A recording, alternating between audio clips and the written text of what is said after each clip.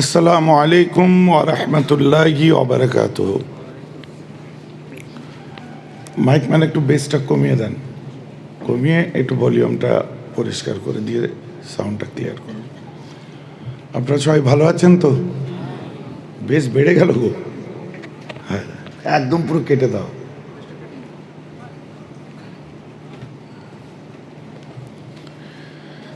আমার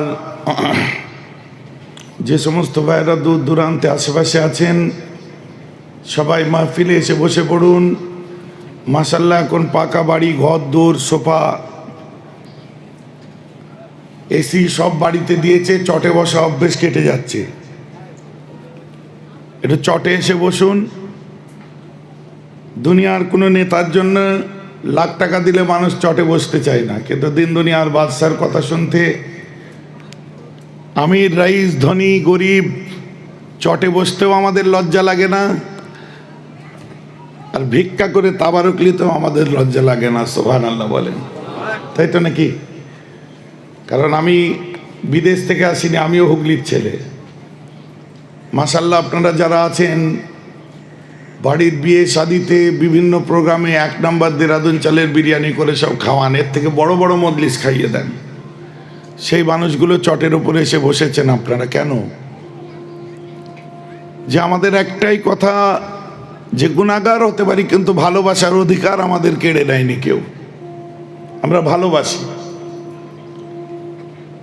পাপী হতে পারি কিন্তু আমরা আল্লাহ রাসূল ভুলে যাইনি। পাপ পাপ রয়ে যাবে, পাপী একদিন আল্লাহওয়ালা হয়ে যাবে। গুনাহ গুনাহ রয়ে যাবে, গুনাহগার একদিন হযরতে বিশের হাফি হয়ে যাবে। বলুন সুবহানাল্লাহ। হাকিকাতে গুলো সব তো যাই হোক, আপনারা সকালে মাহফিলে আসুন। লম্বা চওড়া কোনো ওয়াজ করব না। দৈনন্দিন চলার পথের কিছু সমস্যা, যেগুলো নিয়ে একটু ছোট্ট করে আলোচনা করে বিদায় নেব। কারণ লম্বা ঘটনা একটা ধরলেই 2 ঘন্টা লেগে যাবে।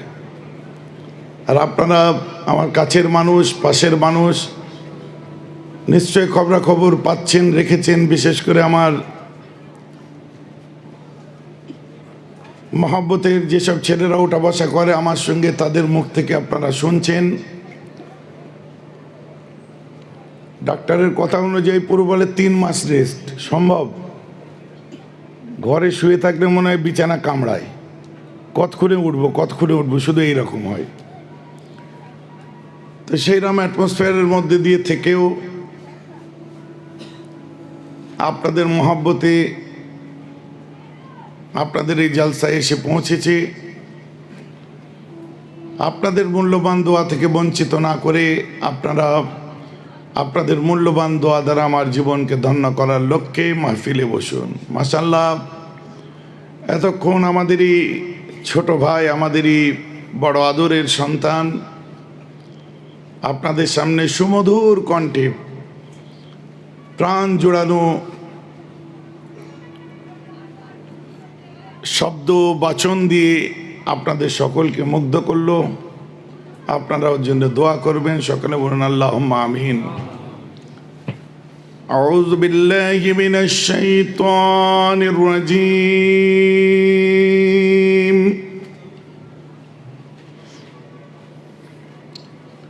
বিসমিল্লাহির রহমানির রহিম।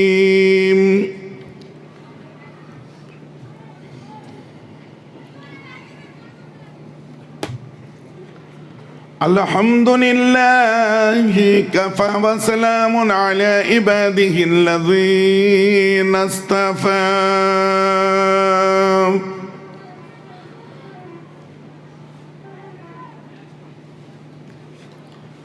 নাহমাদুহু ওয়া নুসাল্লি ওয়া নুসাল্লিমু আলা রাসূলিহিল কারীম।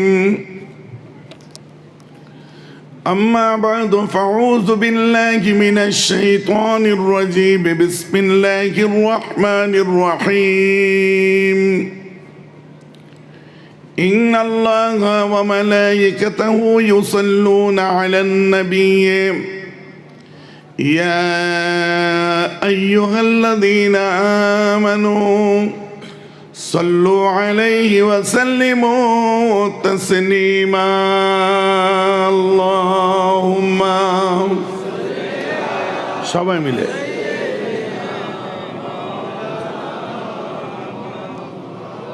وعلى آله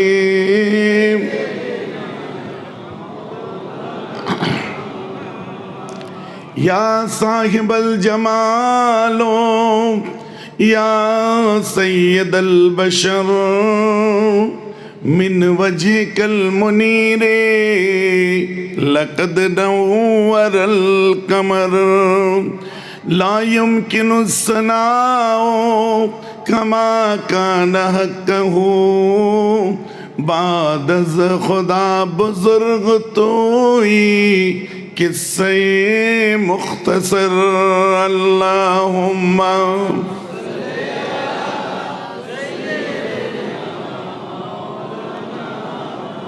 وعلى آله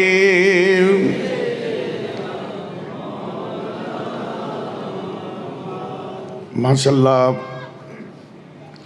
সমবেত গুণী সুধী দিন দরদি ইসলাম দরদি আমার মুরব্বী চাচাজিগণ আমার ওয়ালিদ সাহেব হুজুর চাচা জানদের সাথে দাদু জানদের সাথে উঠা বসা করা মানুষজন যারা এখানে বসে আছেন, সমবয়স্ক সমজুটি আমার বন্ধু বান্ধব, দূর দূরান্তে অবস্থিত মা বোনেরা, বিশেষ করে আজকের জলসার মুনতাজিবিন হাজারাত, সকলকে আমি আমার অন্তর থেকে জানাই আন্তরিক শুভেচ্ছা, মোবারকবাদ, আমার সালাম। চিন্তা করছিলাম কি বিষয় নিয়ে আলোচনা করব। দেখুন, নতুন করে শোনাবার মতো কোনো ওয়াজ আর বাকি আছে বলে আমার মনে হয় না। আপনাদের সব শোনা হয়ে গেছে, আব্বার কাছে শুনেছেন, চাচা জানদের মুখে শুনেছেন, অনেকে দাদু জানদের মুখে শুনেছেন। বাকি আমি গুনাহগার, এই সব এলাকায় তো ঘোরা আমার কাজ। মাসে 2 মাস 3 মাস ছাড়া হলেও একবার না একবার আলোচনা হচ্ছে কোনো না কোনো জায়গায়, আপনারা শুনছেন। আর আমার বেশিরভাগ সভা সমিতিগুলো তো একটু সহজ সহজ জায়গায়, বেশি গ্রামগঞ্জের ভেতরে দূর দূরান্তে আমি খুব কম যাই। বিশেষ করে আব্বাজান ইন্তেকালের পর থেকে একটা যে বিশাল দায়িত্ব মাথার উপরে, দরবার থেকে বেরোনো খুব কঠিন হয়ে যায়। সেই মর্মে আলোচনা করতে গেলে আমার মনে পড়ে আপনাদের নতুন করে শোনাবার মতো আলোচনা কিছু বাকি আছে বলে আমার মনে হয় না। সব আপনাদের শোনা হয়ে গেছে, কিন্তু আল্লাহ রাসূল বলছেন ফাযাক্কির ফাইন্না যিকরা তানফাউল মুমিনিন। ফাযাক্কির, তোমরা আলোচনা করো নিজেদের মধ্যে। ফাইন্না যিকরা তানফাউল মুমিনিন, যে আলোচনাটা আর একটা মুমিনের জন্য বড় উপকার হবে, অনেক ভুলে যাওয়া জিনিস তাদের মাথায় এসে যাবে। যেমন একটা জিনিস আপনারা লক্ষ্য করুন, আজকের জলসা হচ্ছে মিলাদুন নবীর জলসা। পাড়া প্রতিবেশীর রুহে সওয়াব বকশির উদ্দেশ্যে আজকের জলসা। কোনো ক্ষেত্রে আমাদের বড় পীর সাহেবের জলসা হয়, গরিব নওয়াজের জলসা হয়, দাদা হুজুরের ইয়াদগারে জলসা হয়, 5 হুজুরের ইয়াদগারে জলসা হয়, দাদু জানের ইয়াদগারে হয়, নদাও জানের ইয়াদগারে হয়, ছোট দাদু জানের ইয়াদগারে হয়, হয় কি হয় না? তো অনেক ক্ষেত্রে আমাদের শুনতে হয় এই বড় পীর, ছোট পীর, দাদা পীরের জলসা হচ্ছে, কই সাহাবাদের জলসা হয় না তো? কথা বুঝতে পেরেছেন? আপনাদের এলাকায় বলে পার পাবে না। কেন? আপনাদের এখানে একটা মতবাদ আছে, প্রত্যেকে মাথার মধ্যে ফিক্সড করে রেখেছে যে আমরা ওই মতবাদের বাইরে চলবো না, যেমনই হোক। ডানকুনির মানুষরা দৃঢ় প্রতিজ্ঞ, আমরা সারা বাংলা নয়, বিভিন্ন দেশে এবং আমার স্টেটের যে কোনো, আমার দেশের যে কোনো স্টেটে আমি যাই, আমি কিন্তু ডানকুনির কথা একটু অল্প করে হলেও কিছু কিছু জায়গায় আলোচনা করে ফেলি। হ্যাঁ, এবারে সর্ষের মধ্যে ভূত তো থাকবেই, একটা ক্রিয়েটিভিটির ব্যাপার আছে। সবাই নামাজ পড়ছে, আমিও পড়ছি, আমি পড়ছি একটু তো জানাতে হবে, তো ঠ্যাংটা জোরে ফাঁক করে দাও, হাতটা এখানে বাঁধো, ওয়ালা দলিন বলে চিল্লে হ্যাঁ আমিন করে আওয়াজ তুলে দাও, মানে আমি আছি, নামাজ ধরে গেছি, ধরে দেখ। কথা বুঝতে পারছেন না? এগুলো ঘটে। কেন করে, কি জন্যে করে, তুমি খারাপ কেন করছো, আমি ফতোয়া দিতে আসিনি, আমরা করি না। অনেক ক্ষেত্রে শুনতে হয় এইসব বড় পীর ছোট পীরের জলসা হচ্ছে, কই সাহাবা হুজুরদের জলসা হয় না?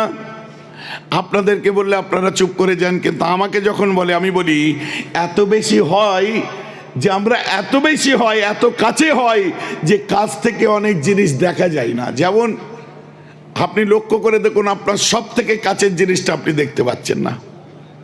হ্যাঁ ভাইজান, দেখতে পাচ্ছি। আমার সামনে ইউটিউবার বসে আছে, আমার সামনে মিডিয়া বসে আছে, আপনার সামনে আছে, অত দূর দেখতে হবে না। আপনার চোখের পাতাটা দেখুন তো,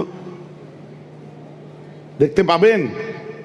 আপনার চোখের পাতা নিজে দেখতে পাবেন? পাবেন না। দেখুন চোখের সব থেকে কাছে আছে, তাই দেখতে পাইনি। তো আমি তাদের জবাব দিই যে আমাদের বড় পীর ছোট পীর দাদা পীরের ইয়াদগারে জলসা হয়, কিন্তু ওটা মিলাদুন নবী হয়।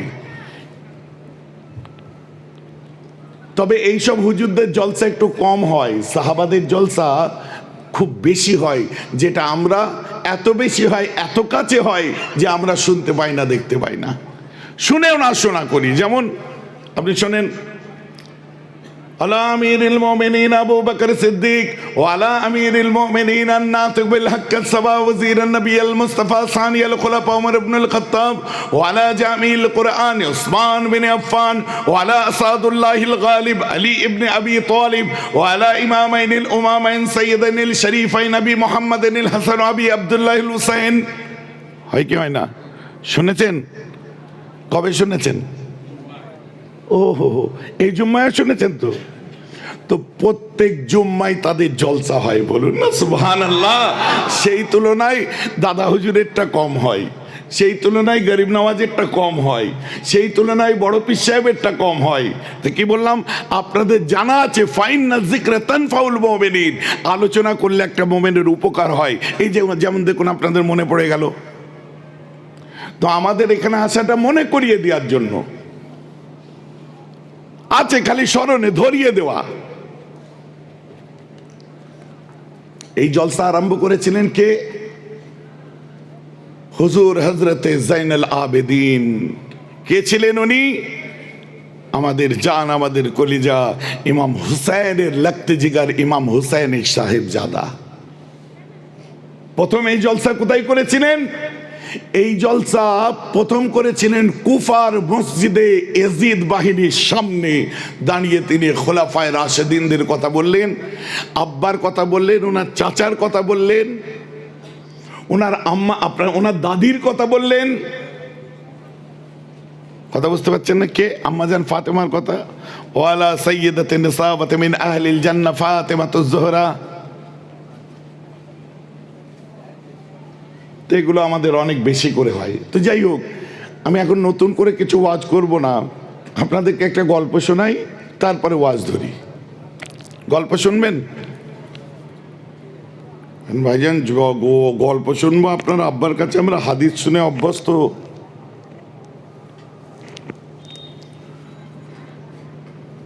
আপনি তার ছেলে হয়ে এসে আমাদেরকে গল্প শোনাবেন? একটু শোনেন না। গল্পটা হচ্ছে সুলতান মাহমুদ গজনবী, একটা বিখ্যাত ব্যক্তিত্ব, যিনি ভারতবর্ষের মধ্যে একবার নয় দুবার নয় 17 বার আমাদের ভারত আক্রমণ করে। তাহলে তার কথা কেন বলছেন? তো কি হয়েছে? ব্রিটিশরাও তো আক্রমণ করেছিল, তো তখন তো দেশ দখলের লড়াই ছিল। হায়দার আলী টিপু সুলতান ছিল, ফের ব্রিটিশরা আক্রমণ করলো, ফের আপনার মোগলরা ছিল, 500 বছর রাজত্ব করলো, ফের ব্রিটিশরা আক্রমণ করলো, কোহিনূর নিয়ে চলে গেল, সিংহাসন নিয়ে চলে গেল, মহিষ সিংহাসন নিয়ে গেল। কথা বুঝতে পারছেন না? আক্রমণ করলো, ভারত দখল করে নিল। তারপর সেই ব্রিটিশকে তাড়াবার জন্য আমরা আসলাম, হিন্দু মুসলিম শিখ ইসাই সব একত্রিত হয়ে ভারতের জন্য স্বাধীনতা আন্দোলনে ঝাঁপিয়ে পড়লো। ইতিহাস হয়ে রয়ে গেল প্রতি বছর আমাদের ভাই ও বহনও মেরে দোস্ত কে উনি যে ওই বিশাল বড় গেটটার নিচে মশাল জ্বালাতে যে মাথা হ্যাঁট করে তাকে সেলুটও দেয়, মাথা হ্যাঁট করে উঁচু করে দেয় না কেন জানেন? উঁচু করে গিয়ে দিল্লি দেখে ফেলবে যে ওই দিল্লির ইন্ডিয়া গেটে ৯৭,০০০ শহীদের নাম লেখা আছে, তার মধ্যে হিন্দুদের নাম আছে, ইহুদিদের খ্রিস্টানদের নাম আছে, শিখদের নাম আছে। ৯৭,০০০-এর মধ্যে ৬৫,০০০ চাচাদের নাম আছে। বলুন সুবহানাল্লাহ। কথাটা আমার বুঝতে পারছেন তো নাকি? তো আমাদের দেশ আমরা আজাদ করলাম, আজাদ ভারতবর্ষে আজকে সেই কুচক্রীদের আবার সেই সমস্ত কাজকর্ম আরম্ভ। এক হিজাবি নারী তো সৌ পর পরে ভারী। কথা বুঝতে পারছেন? এক আল্লাহু আকবরে চমকে দিল, এক আওয়াজে চমকে দিল, শেরের মতো চিৎকার করলো হযরত সুমাইয়ার কথা, আবার মুসলিম সমাজকে মনে করিয়ে দিল। এতদিন যারা বলেছিল যে 4 কেজি গোশ কিনেছিলাম, এবারে বোধহয় ছেলে হবে, দূর ফের মেয়ে হয়ে গেল, গোশ ক্যান্সেল। এখন বলছে না আমার মেয়েও হয়েছে, মাশাআল্লাহ, আমার মেয়েও যেন এরকম বাহাদুর হয়। সুবহানাল্লাহ বলেন। সত্যি আমাকে বড় আশ্চর্য লাগে যে ফান্ডামেন্টাল রাইট যার, যেটা আমাদের ভারতের সর্বোচ্চ মসনদে বসেছিলেন মনমোহন সিং, মাথার উপরে ছিল ধর্মীয়তার চিহ্ন, টারবান। আমাদের ভারতবর্ষের বিভিন্ন রাজ্যে ধর্মীয় পোশাক পরে আছে, কোনো অসুবিধা হচ্ছে না। আজকে মর্যাদা পুরুষোত্তম শ্রীরামের হনুমানদের ছেড়ে দিয়ে যে যোগী আদিত্যনাথের বাঁদররা নাচছে, ওরাও ভুলে যাচ্ছে যে উত্তরপ্রদেশের সর্বোচ্চ পদে ধর্মীয় পোশাক পরে বসে থেকে হুকুমত চালাচ্ছে, লজ্জা করছে না সেখানে কথা বলতে, কারণ সেটা তার অধিকার বলছে। আর একটা বাচ্চা মেয়ে, 17-18 বছরের মেয়ে, নিজের ধর্মীয় পোশাক পরে বিদ্যা অর্জন করতে যে মেয়েটি ভারতবর্ষের বুক উজ্জ্বল করার জন্য কখনো রাশিয়ায় যে আপনার পারমাণবিক আপনার চর্চা করবে এবং আবিষ্কার করবে, যে মেয়েটি যে নাসায় যাবে, যে মেয়েটি যাবে আপনার ভাবাতে, যে মেয়েটি যাবে আপনার চন্দ্রযান 2 তৈরিতে সাহায্য করতে, সেই নারী জাতিকে আজকে তিরস্কার করে আবার বলছেন সবকা বিকাশ, সবকা কি বলে না গো, सबका साथ, सबका विकास, सबका विश्वास। बेटी पढ़ाओ, बेटी बचाओ, और बेटी का बुरका पकड़ के खींचो। नामर्द हिजड़ेर मतो काज। ছি ছি ছি ছি ছি। ভারতবর্ষের নামকে বদনাম করার জন্য এরা উঠে পড়েছে। হযরত সুমাইয়ার কথা জানেন? কে ছিলেন হযরত সুমাইয়া? আল্লাহ রসুলের কাছে মুসলমান হয়েছিলেন প্রথম ইসলামের নারী শহীদ। তার ছেলের নাম হচ্ছে হযরতে আম্মার। আবু জেহেলের বাড়ির গোলামা। তার যখন 4 হাত পা বেঁধে দেওয়ার পরে মুখের কাছে নিয়ে যে লাত ও জাত মানাতের মূর্তি ধরে বলেছিল, বল এটা আমার খোদা, এত মেরেছিল, কাহিল হয়ে গেছিল, শুধু বলেছিল আহাদ। রাগের মাথায় যখন বুকে খানজার মেরে দেয়, আল্লাহু আকবার বলে, বলুন সুবহানাল্লাহ। ওই আল্লাহু আকবারের ধ্বনি কর্ণাটকে সুমাইয়ার মুখে শোনা গেছে, আর প্রতিটি বাড়িতে বাড়িতে আল্লাহু আকবারের ধ্বনি। এখন নতুন ট্রেন্ড এসেছে, যারা ইনস্টাগ্রাম ইউজ করছে দেখুন, কেউ কাউকে, মেয়েরা বিশেষ করে যখনই মেসেজ করছে সালাম আলাইকুম ভুলে যে আল্লাহু আকবার, হাউ আর ইউ, ট্রেন্ডিং আল্লাহু আকবার। কি আমার কথা বুঝতে পারছেন তো নাকি? যাই হোক, আমি এইসব নিয়ে আলোচনা আজকে করছি না। তো ইসলামের খুব কঠিন দিন গেছে। ইসলামের ইতিহাস চর্চা করুন, বুঝতে পারবেন। ইসলামের প্রথম যিনি মুসলমান হয়েছিলেন তিনিও নারী। পুলসিরাত পার করার সময় আল্লাহ যে আওয়াজ দেবেন, ইয়া আহলাল জামু কাদ নাকাসু রুউসাকুম ওয়া গাত্তু আবসারাকুম লিআন্না ফাতিমা বিনতে মুহাম্মাদিন আলা সিরাত। সালতানাত ইসলামের মুকদ্দাস শাহজাদি, আলমে তাতহীরের মালিকা আমার আম্মা জান ফাতেমাকে নিয়ে কিয়ামতের ময়দানে যে তাকে সম্মান দেওয়া হবে, এই দেখে Selena Williams, miss universe from Alabama, সে বলছে কিনা পৃথিবীর বুকে যদি কোনো ধর্ম থাকে, জন্ম থেকে মৃত্যু পর্যন্ত, এমনকি মহাপ্রলয়ের দিনেতে, last in the day of judgement, শেষ দিনেতেও যাকে সম্মান দেয় সেটা হলো নারী, ওটা অন্য কোনো ধর্ম নয়, যেটার নাম ইসলাম। অতএব যে ধর্ম নারীকে এত সম্মান দেয়, অবিলম্বে আমি ইসলাম গ্রহণ করতে বাধ্য হলাম। জোরে বলুন সুবহানাল্লাহ। মিশরের আব্দুল্লাহ আল আজহারি, জাহেদি আল আজহারির কাছে যে 1.5 বছর ইসলামকে নিয়ে পড়ে মুসলমান হয়ে গেলেন। কে ছিলেন? মিস ইউনিভার্স 1981 প্রথম বোরকার উপরে র্যাম্পে মডেলিং হয়েছিল, করেছিলেন কে? মিস ইউনিভার্স সেলিনা উইলিয়ামস, পরে নাম হয়েছিল শেরিনা আল জাহেদি। সুবহানাল্লাহ বলেন। সে নিজে যখন বোরকা পরল, তাকে প্রশ্ন করা হয়েছিল আপনি বোরকা পরলেন মাথার উপর? বলছে দেখো কোরআন বলছে ওয়াকরনা ফি বুয়ুতিকুন্না ওয়ালা তাবাররুজনা তাবাররুজাল জাহিলিয়াতিল উলা, নারী স্বাধীনতা দিয়েছে ইসলাম। আর বলছে নারী তুমি স্কুলে যাও, জ্ঞানালয়ে যাও, শিক্ষালয়ে যাও, জ্ঞান অন্বেষণের জন্য যাও, নিজের জরুরতে তুমি বাইরে বার হতে পারো, কিন্তু সেই পূর্বের জমানার মতো আইয়ামে জাহিলিয়াতের মতো কলার খোসা ছাড়িয়ে ষাঁড়ের মতো সামনে না ঘুরে নারী তুমি শরীয়তের অবগুণ্ঠন মাথায় তুলে নিয়ে বাইরে বার হও, তুমি হিজাবের সাথে বার হও। নারী তুমি মায়ের মতো ঘোরো, আনাড়ির মতো ঘোরো না। এই কথাটি আমাকে ভালো লেগেছে। তার জন্য আপনারা লক্ষ্য করুন, তিনি উদ্ধৃত করে মাদার টেরেসার কথা, যে জীবনে মাদার টেরেসার চুলের রং কি আমরা কোনোদিন দেখলাম না। অতএব স্যালুট করি মাদার টেরেসাকে, কিন্তু ধর্মীয় ভাবে যে বিধানটা ইসলাম দিয়েছে, আমি ইসলামকে স্যালুট শুধু করি না, ইসলামের সুশীতল ছায়া এসে আমার জীবনকে সাজাতে আমি প্রস্তুত হয়েছি। আমি গর্বিত, আমি মুসলিম। শেরিনা আল জাহেদি। সুবহানাল্লাহ বলেন। কথাটা আমার বুঝতে পাচ্ছেন তো নাকি? তো যাই হোক, আমাদেরকে অনেক কিছু বুঝতে হবে। তো সেই হিজাব এত সম্মানীয় জিনিস, আমাদের প্রত্যেককে মাথার উপর তুলে নেওয়া অত্যন্ত জরুরি। এটাকে আজ নয়, 1981-এর সেলিনা উইলিয়ামস পর্যন্ত মাথায় তুলে র্যাম্পের উপরে বোরকার উপরে মডেলিং করেছে। আমাদের যুবকরা নেট দেখছে। ছোট ভাই আমার, সোনার ভাই, এমবিটা সঠিক জায়গায় খরচা করো,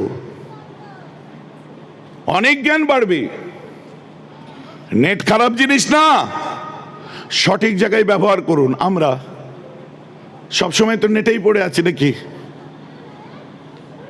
আবার আরেকজন নেটে পড়ে আছে, দুটোর মধ্যে তফাৎ আছে। তো সব জিনিসের গুড ইউজ আছে, মিস ইউজ আছে। আল্লাহ তাআলা যখনই কোনো জিনিস আমাদের হাতে পৌঁছায়, আমাদের উচিত সেটা গুড ইউজ করা। যেমন ছুরি, আমি সেই ছুরিতে কুরবানি করলে আমি ওয়াজিব আদায় করব, আর ওই ছুরিতে মার্ডার করলে? বাচ্চারা বোঝা যাচ্ছে তো নাকি? তো যাই হোক, এই সব রকম নিয়ে তো সুলতান মাহমুদ গজনবী, এই সুলতান মাহমুদ গজনবী হতে পারে যে কারো কাছে প্রিয়, কারো কাছে অপ্রিয়। কেননা আমরা ছোট থেকে পড়েছি, সব স্টুডেন্টরা আছে, জিজ্ঞাসা করুন কি Akbar is a great king, right? Akbar is a great king আমরা পড়েছি। কিন্তু ইস্তাম্বুল থেকে কি বলছে, সোভিয়েত থেকে কি বলছে, ইতিহাস লিখছে Shahjahan is the great king. Why not Akbar? তো তার চোখে আকবরের থেকে শাহজাহান গ্রেট লেগেছে, তাই সে বলেছে Shahjahan is the great king. কারোর চোখে Akbar is the great king, why not Shahjahan? বলে আমার চোখে আকবর লেগেছে। কারোর চোখে Maharana Pratap is the great king. তো ইতিহাস বলছে কেউ কোনো রাজা বাদশাহ কখনো কারোর চোখে নায়ক, তো কখনো কারোর চোখে খলনায়ক, কারোর চোখে ভালো তো কখনো কারোর চোখে খারাপ। হ্যাঁ গো, আমার সুরটা নেই, খারাপ লাগছে নাকি? বুঝতে অসুবিধা হচ্ছে? শুনতে খারাপ লাগছে? কারণ এখন ট্রেন্ডিংয়ে এসে গেছে বেনাসুরের কথা।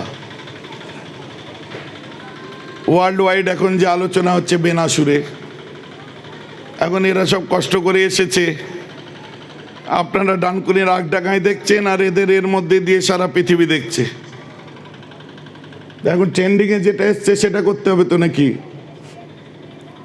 এখন আছে পুরনো রত্না চালের বিরিয়ানি চলে না, ট্রেন্ডিংয়ে দেরাদুন চাল। কি করবেন? ইন্ডিয়া গেট ট্রেন্ডিংয়ে কি করবেন? বাধ্য হয়ে বাবুর্চিকে রাঁধতে হচ্ছে প্র্যাকটিস করে। কথা বুঝতে পারছেন না? এখন পুরোনো যুগের অ্যাম্বাসাডার গাড়ির আর ওই শক্ত স্টিয়ারিং চলে না, পাওয়ার স্টিয়ারিং, পাওয়ার ব্রেক। পুরোনো ড্রাইভারদেরকেও মানিয়ে নিতে হচ্ছে। সবাই সব জায়গায় মানাচ্ছে, তো আমাকেও তো অ্যাডজাস্ট করতে হবে নাকি গো? কথাটা বুঝতে পারছেন? চলে এসো দার্জিলিং থেকে, ভালো। তো সুলতান মাহমুদ গজনবীকে আমরা রহমতুল্লাহি আলাইহি বলি, কেন জানেন? তিনি আল্লাহর ওলি ছিলেন। হ্যাঁ, কারো চোখে খালনায়ক হতে পারে, কারো চোখে খারাপ হতে পারে, কারণ বাদশাহ আওরঙ্গজেব কারো চোখে ভালো, কারো চোখে খারাপ হতে পারে। ফতোয়া আলমগীরি লিখেছেন, ফতোয়া আলমগীরি যারা পড়েছে তাদের চোখে সে তো হিরো হবেই। আর বাইরে থেকে তাকে যারা দেখবে, মানুষের জাজমেন্ট করতেই পারে। আর জাজ করছে কারা? ইউটিউবে একজন বক্তব্য দিচ্ছে, ইনি কি ভুল বলছে নাকি দেখ দেখ। মেহরাব ভাই বলে গেল ইনি কি ভুল বলছে, কত বড় বক্তা বলতো। আমার কাছে কথা হচ্ছে, কত বড় বক্তা তুই কি করে জানলি আগে বল। ও অঙ্কটা ঠিক করেছে না ভুল করেছে, তুই কি করে জানলি আগে বল। তুই কত বড় অঙ্কের টিচার, আগে তার উত্তর দে। গার্ড হয়ে গেল গো, এখানে রাখো। কথাটা আমার বুঝতে পাচ্ছেন কি পাচ্ছেন না? অঙ্ক ঠিক করবে না ভুল করবে, বুঝতে গেলে আপনাকে অঙ্ক ভালোভাবে জানতে হবে। তো ওই মাওলানাটা ঠিক বলছে না ভুল বলছে, ওটা বোঝার জন্য আপনাকে তো ন্যূনতম জ্ঞানটা রাখতে হবে। যে না আমরা হাদিস পড়বো তার উপর আমল করব, বারে হাদিস পড়ে আমল করলে তো আপনি গুমরা হয়ে যাবেন। কথা বুঝতে পারছেন না? যদি বলেন কেন হাদিস পড়ে আপনি আমল করবেন কোথার থেকে? হাদিসে এমন এমন কথা আছে আমল করতে গেলেই আপনি গুমরা হবেন। তো চলেন, সুলতান মাহমুদ গজনবী উনি এত বড় আল্লাহওয়ালা ছিলেন। একসময় উনি ওনার শয়ন কক্ষে শুতে গেলেন, খাটে শুতে যেয়ে দেখে পায়ের দিকে কোরআন রাখা আছে। উনি সঙ্গে সঙ্গে সেফাইদের ডেকে বলছেন, দেখো আমার খাটটাকে তুমি ঘুরিয়ে দাও, পায়ের দিকে কোরআন, আমার বেয়াদবি হয়ে যাবে। সুবহানাল্লাহ বলেন। ঘুরিয়ে দেওয়ার পরে এবার তো তিনি ঘুমাবেন।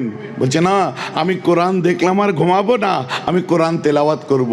তেলাওয়াত করতে করতে একটা রাজা বাদশা মানুষ আল্লাহর ফজরের ওয়াক্ত এসে যায়, সারা রাত কোরআন তেলাওয়াত করে কাটিয়ে দেয়। বলুন না সুবহানাল্লাহ।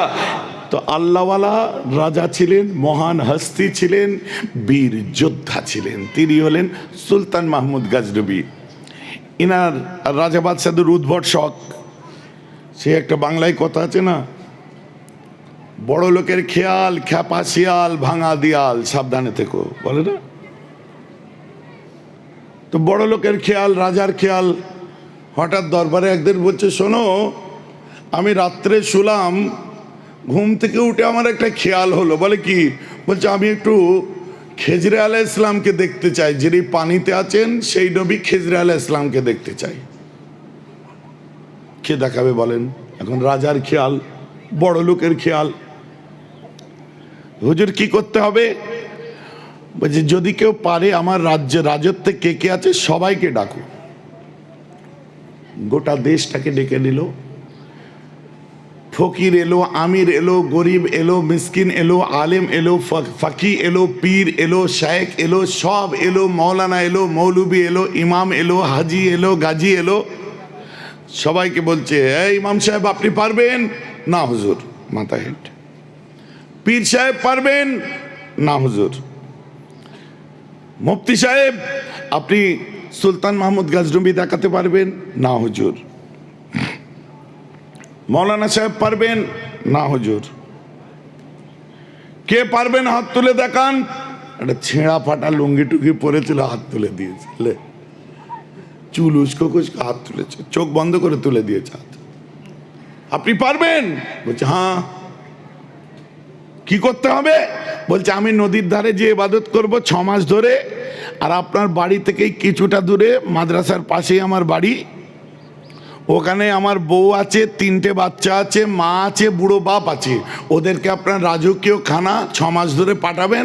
আর আমার ইচ্ছা হলে পাঠান পাঠান, না পাঠান না পাঠান। বলছে চলো তোমাকেও খানা পাঠাবো, তুমি নামাজ পড়বে তোমাকেও পাঠাবো। নদীর ধারে 6 মাস ইবাদত করলো, ফিরে এসে বলছে কই দেখাও। বলছে আরো 6 মাস লাগবে। ফের গেছে, 6 মাস পরে এসে বলছে এবার দেখান। বলছে কি বলেন তো? তুমি কি করতে গেছিলে? কি করতে গেছিলাম? তুমি যে হাত তুললে খেজরে আলাইহিস সালাম দেখাবো। বলছে কে এসে? বলছে হ্যাঁ দেখ।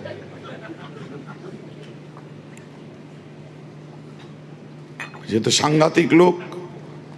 কে মানে? তোমার 6 মাস ধরে রাজকীয় খানা, মুন্ডা মিঠাই, ফল ফ্রুট সব খাওয়ালাম। কি যে করেন হুজুর, পেটের জ্বালায় মরছি আমি। মোর মা খেতে পায়নি, 3টে ছেলে মেয়ে খেতে পায়নি, বাপ না খেয়ে মরে যাচ্ছিল, আমি খেতে পাইনি, আমি লাইন খুঁজছি কি করলে খাবার জুটবে, তাই হাত তুলে দিয়েছি আমি। তো এখন মাশাআল্লাহ আমার বউ মোটা হয়ে গেছে, বাচ্চাগুলো মোটা তাজা হয়ে গেছে। আল্লাহ আমিন, আমায় যা শাস্তি দেবেন দেন, ওরা তো মোটা তাজা হয়ে গেল। সর্বনাশ, বেয়াদব, গুস্তাখ, এত বড় হিমাকতি, তুই মিথ্যে কথা বলো। কি করতে হবে? যে কাল তোমার বিচার হবে, সবাই সকাল সকাল দেওয়ানে খাসে চলে আসবেন, বিচার হবে। বাদশারা যেখানে বিচার করতে ওটাকে দেওয়ানে খাস বলে, দেওয়ানে আম বলে। আর যেগুলি সব বড় বড় মানুষদের বিচার হতো ওটা দেওয়ানে খাস বলে। মানে এটা বুঝিয়ে দিই, সাধারণ মানুষের বিচার সাধারণ আদালতে হবে, দেওয়ানে আম। আর যারা পদস্থ মানুষের বিচার তাদের দেওয়ানে খাস। যেমন সাধারণ কোর্ট আছে আর মিলিটারিদের কোর্ট আছে, দুটো আলাদা, ঠিক আছে?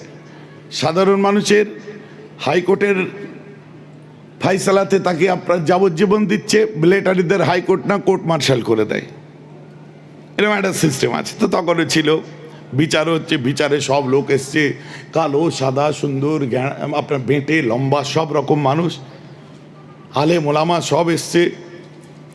দেওয়ানে আমের সব একদম ভরপুর লোক। একটা ফর্সা করে সুন্দর মানুষ আছে, সে খালি খেজুর খাচ্ছে, কি বিচার হয় দেখবো, কি বিচার হয় দেখবো, হয় না এরকম? তখন বলছে, শোনো, এ আমার সঙ্গে বেঈমানি করেছে, এর যে কি বিচার হবে, এই বিচারটা যদি করতে হয় আমি মতামত দেব না, তোমরা তোমাদের মতামতটা আমায় জানাও, কি করে শাস্তি দিলে এর ভালো হবে, আমার সঙ্গে বেয়াদবি করেছে। হাত তুলে তুলে বলো। একজন লোক হাত তুলে বলছে, হুজুর ওকে গলা কেটে পিস পিস করে ফেলে দিন। সবাই কি বলে? মাথা হ্যাট। খেজুর খাচ্ছিল যে ফর্সা করে লোকটা, আপনি কি বলেন? সে হাসছে। হাসছেন কেন? বলছে ও ঠিকই বলেছে, গলা কেটে দেবে। বলছে হ্যাঁ। পিস পিস করে দেবে? বলে হ্যাঁ, ও ঠিকই বলেছে, ও ঠিক বলেছে। ও কথাটা কেন ঠিক বললো? বলছে ও বলেছে, ঠিক বলেছে। আর কে কে বলে জিজ্ঞেস করুন। খানিকক্ষণ পরে আরেকজনকে বলছে, তোমরা কে কি বলছো? আরেকজন হাত তুলে বলছে, হুজুর আমার মত হচ্ছে আপনার যে শিকারী কুকুরগুলো আছে না, ওকে শিকারী কুকুরের সামনে ফেলে দেন, ছিঁড়ে খেয়ে নিক। সবাই কি বলে? মাথা হ্যাট। আপনি কি বলেন? বলছে ও ঠিক বলেছে। আরে তা আগের জন বলছে ও ঠিক বলেছে, ও ঠিক, ও ঠিক, তার মানে কি? আরেকজনকে জিজ্ঞাসা করলো, তুমি কি বলো? বলছে ওকে জলিল ও খার করে বেইজ্জতি করে গলায় জুতোর মালা ঝুলিয়ে দেন। সবাই কি বলেন? চুপ। আপনি কি বলেন? বলছে ও ঠিক বলেছে। আরে তো আপনি আজীব মানুষ। আর কে কি বলবে? অনেকজন বলেছে, আমি 2-3 জন 4 জনের কথা বলি। আরেকজন হাত তুলে বলছে, হুজুর। বলে কি? বলছে ওর জায়গা জমি যা আছে কেড়ে নিয়ে ওকে দেশ থেকে তেড়িয়ে দেন, আর গ্রামে ঢুকতে দেবেন না করে দিন। সবাই বলছে আপনারা কি বলেন? সবাই মাথা হ্যাঁ। আপনি কি বলেন? বলছে ও ঠিক বলেছে। লাস্টে পাজেল মাইন্ড কাজ করছে না, পাশে যিনি ছিল যে প্রধানমন্ত্রী, তাকে জিজ্ঞাসা করছে, আয়াজ, আয়াজ তোমার মত কি? বলছে তার মানে এরা ঠিক বলছে? বলে কচু ঠিক বলছে। আপনার বাড়ি থেকে ঢিলঠুয়া দূরতে ওর বাড়ি, আপনি রাজকীয় খানা খাচ্ছেন, ও খেতে পাচ্ছে না। আপনি কি হুজুর ভুলে যাচ্ছেন ওমর ফারুকের কথা? আপনি এত আল্লাহওয়ালা মানুষ। হযরত ওমর ফারুক বলছেন কিনা, আমার রাজত্বের মধ্যে কোনো যদি সেই দজলা নদীর তীরে ছাগলের বাচ্চা না খেতে পেয়ে যদি মারা যায়, আমি ওমর, আমার ভয় লাগে, আমি আল্লাহকে কি জবাব দেব? হুজুর আপনার বাড়ি থেকে পাশে, আপনার বাড়ি এত বড় বিল্ডিং করেছেন, অত গাড়ি করেছেন, আপনার পাশে গরিবের বাড়ি মেহরাব হুজুর।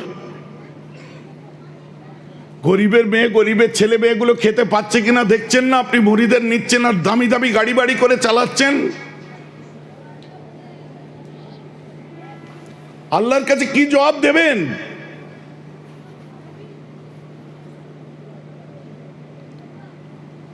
মাথা হেঁট।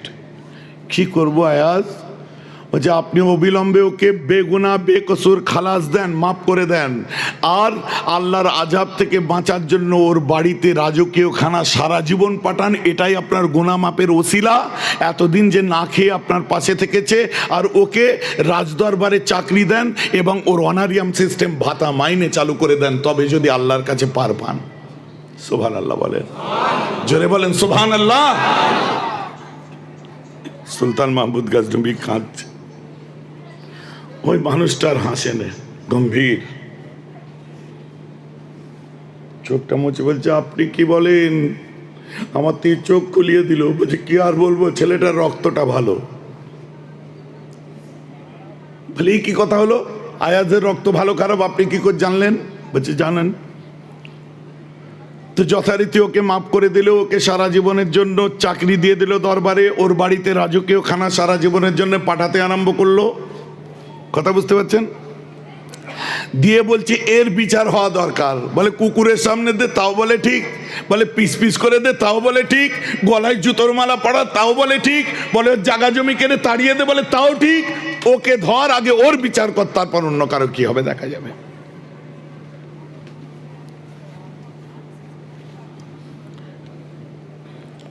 তুলে কাঠগড়ায় যখন বসিয়েছে, সে খেজুরি খেয়ে যাচ্ছে, হাসছে আর খেজুর খাচ্ছে। বলে তোমার ভয় করে না? দূর, দুনিয়াকে আমি ভয় করি নাকি? সুবহানাল্লাহ বলে। সুলতান মাহমুদ গজনবীকে আমি ভয় করি না, এই সুলতানকে নয়, সেই সুলতানকে আমি ভয় করি যার সালতানাতে আমি আছি এবং যার সালতানাতে এই সুলতান হয়েছে। বলেন না সুবহানাল্লাহ। আমি তো তাকে ভয় করি, এর কতদূর দৌড় আমার জানা আছে। বলছে আপনার শাস্তি হওয়া দরকার। শাস্তি কি হবে? চোখটা তো খুলিয়ে দিলাম, কানা ছিল চাইয়ে দিলাম। হ্যাঁ, সুলতান মাহমুদ গজনবী যার তলোয়ারকে দেখলে ঠক ঠক করে কাঁপে, আপনি এইসব ভাষা বললে আপনার গলা কেটে দেবে। বলছে এমনিও কাটা অমনিও কাটা, কেটে কি করবে? মানে বলছে ওর চোখ খুলিয়ে দিয়েছি, তো কানা সুলতান। হুজুর কি বলছে হুজুর? যে নিশ্চয় কিছু ব্যাপার আছে বাবু, নিশ্চয় ব্যাপার আছে। তো আপনি বলুন, যে বললো শাস্তি হিসাবে ওর গলা কেটে পিস পিস করে দেন, তো আপনি ঠিক আছে কেন বললেন? বলে হুজুর যে বলেছে তাকে ডাকুন। হুজুর টুজুর না, যে বলেছে তাকে ডাকো। আমি বলেছি নাকি? আমি খালি বলেছি ঠিক বলেছে। এই কে বলেছে এখানে আসো। কাঠগড়ায় তোলো, ওকে তুলেছে। যে তুই তো বলতে পারতিস ওকে পানিতে চুবিয়ে মারা দরকার, তুই গলা কেটে পিস পিস করার কথা বললি কেন? তুই তো বলতে পারতিস ওকে শুলে চলানো দরকার, তুই জবাই করে পিস পিস করার কথা বললি কেন? তুই কি করিস রে? যে আমার কষাই খানা আছে। আয়, দেখলেন ও যা করে ওর মাথায় সেটাই খেলেছে। তুই শোন, এত কিছু থাকতে তুই বললি কুকুরের সামনে দিয়ে দে কেন রে? কি করিস তুই? জিজ্ঞেস করো ওকে, এই তুমি কি করো? বলছে হুজুর আমি আর আমার আব্বা আপনার শিকারি কুকুরগুলোকে ট্রেনিং দিই। ওর কাজ হচ্ছে কুকুর ট্রেনিং দেয়া, তো কুকুরের সামনে ফেলতে বলেছে, ও যা করে তাই মাথায় খেলবে। আর একটা বলি, এই তুমি ওকে দেশ থেকে তাড়িয়ে দেওয়ার কথা বললে কেন, সব জায়গা জমি কেড়ে দিয়ে? বলছে হুজুর আপনার পাশের ওয়াদি, ওই ওয়াদির দায়িত্ব আপনি আমাকে দেন। ওই কোরা ওই গ্রামেতে আপনি চাল পাঠান, আমি গরিবদের বন্টন করি। আপনি জমি দেন, আমি পাট্টা করে দিই। আমি তাদের জায়গা জমি খাওয়ার দাওয়ারের সব লক্ষ্য রাখি। ইনি এরকম করে দেখছে, লক্ষ্য রাখিস? হ্যাঁ, এখানে অমুক নামের কে আছো? হুজুর আমি। হাত তোল। তোর হাত সুলতান মাহমুদ, তোর জান সুলতান মাহমুদ গজনবীর হাতে নয়, তোর জান সুলতান মাহমুদ গজনবীর রবের হাতে আছে, তুই হাত তোল। আমি বলছি। হাত তুলেছে। কোথায় বাড়ি? বলছে পাশের কোরাতে আমার বাড়ি। এখন কোথায় থাকিস? বলছে হুজুর আমি একটা আস্তাকুড়ের পাশে বাস করি, পচা খাবার খাই, যা ফেলে দিয়ে যাই আমি খেয়ে বাঁচি। তো জমি নেই? আছে হুজুর, অনেক ছিল। এখন কি হয়েছে বল? সুলতানকে ভয় করবি না, আল্লাহকে ভয় কর, এর হাতে তোর জান নয়। বলছে হুজুর ও আমার সব জমি কেড়ে দেশ থেকে তাড়িয়ে দিয়েছে হুজুর, আমার মতো বহু মানুষের জাগা জমি চাল ডাল আপনি দেন, ও সব ছেড়ে খায় আর লাস্টে দেশ থেকে তাড়িয়ে দেয়, আর গ্রামে ঢুকতে দেয় না। ওই যে হুজুর দেখছেন তো, ও বললো কেড়ে নিয়ে দেশ থেকে তাড়িয়ে দাও, ও হচ্ছে নেতা, ও হচ্ছে লিডার, ওকে আমফানের মাল দেয় আর ও ঝেড়ে খায়।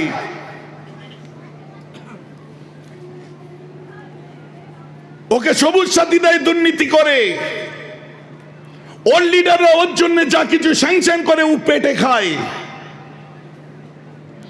দিচ্ছে দিদিমদি, খাচ্ছে ঝেড়ে ও। আর ওর জন্য আপনার সুলতান মাহমুদ গজনবী আপনার বদনাম হচ্ছে, ওই দুর্নীতিগ্রস্ত লিডারের জন্য সরকারের বদনাম হচ্ছে, ওই কাউন্সিলরের জন্য দিদিমণির বদনাম হচ্ছে, ওই নেতাটার জন্য মন্ত্রীর বদনাম হচ্ছে, ওই প্রধানটার জন্য ওই বড় লিডার মেয়রটার বদনাম হচ্ছে। এটা সমাজে ঘটছে কি ঘটছে না? আমার ব্যাপারে ভাবার দরকার নেই, আমাকে বেছে আপনার বাজিয়ে দেখে নিয়েছেন, কোনো পলিটিক্যাল ব্যাকগ্রাউন্ড নেই। ও আপনি কালকের নেতা, আপনার বড় নেতাদের জিজ্ঞেস করুন। কথাটা আমার বুঝতে পারছেন কি পাচ্ছেন না? বাস্তব। আর আমি যে কথাটা বলছি আপনি লক্ষ্য করে দেখুন, আপনার বড় মানুষগুলো ওই একই কথা বলছে, আমরা দিচ্ছি মানুষকে পরিষেবা দে, তুই ঝেড়ে খাসনি। তো যে ঝেড়ে খাচ্ছে দোষ তার, দোষটা তো পার্টিটার নয়। যে ঝেড়ে খাচ্ছে লিডারের দোষ, যে দিচ্ছে দোষ তো তার নয়। সুলতান মাহমুদ গজনবী দিচ্ছে, সুলতান মাহমুদ গজনবীর তো দোষ নয়, ও ঝেড়ে খেয়ে দেশ থেকে তাড়িয়ে দিয়ে আর গ্রামে ঢুকতে দিচ্ছে রে, দোষ তো ওই লিডারটার। হুজুর ও নিজে ঝেড়ে খাই বলে ওর মাথায় ঠিক এসেছে, ও সব ঝেড়ে দিয়ে তাড়িয়ে দাও, যে যা করে মাথায় তার ঠিক খেলে। মেহরাব ভাই বক্তব্য দিল, বোধহয় উনি এই জন্য বলল তুমি যেমন লোক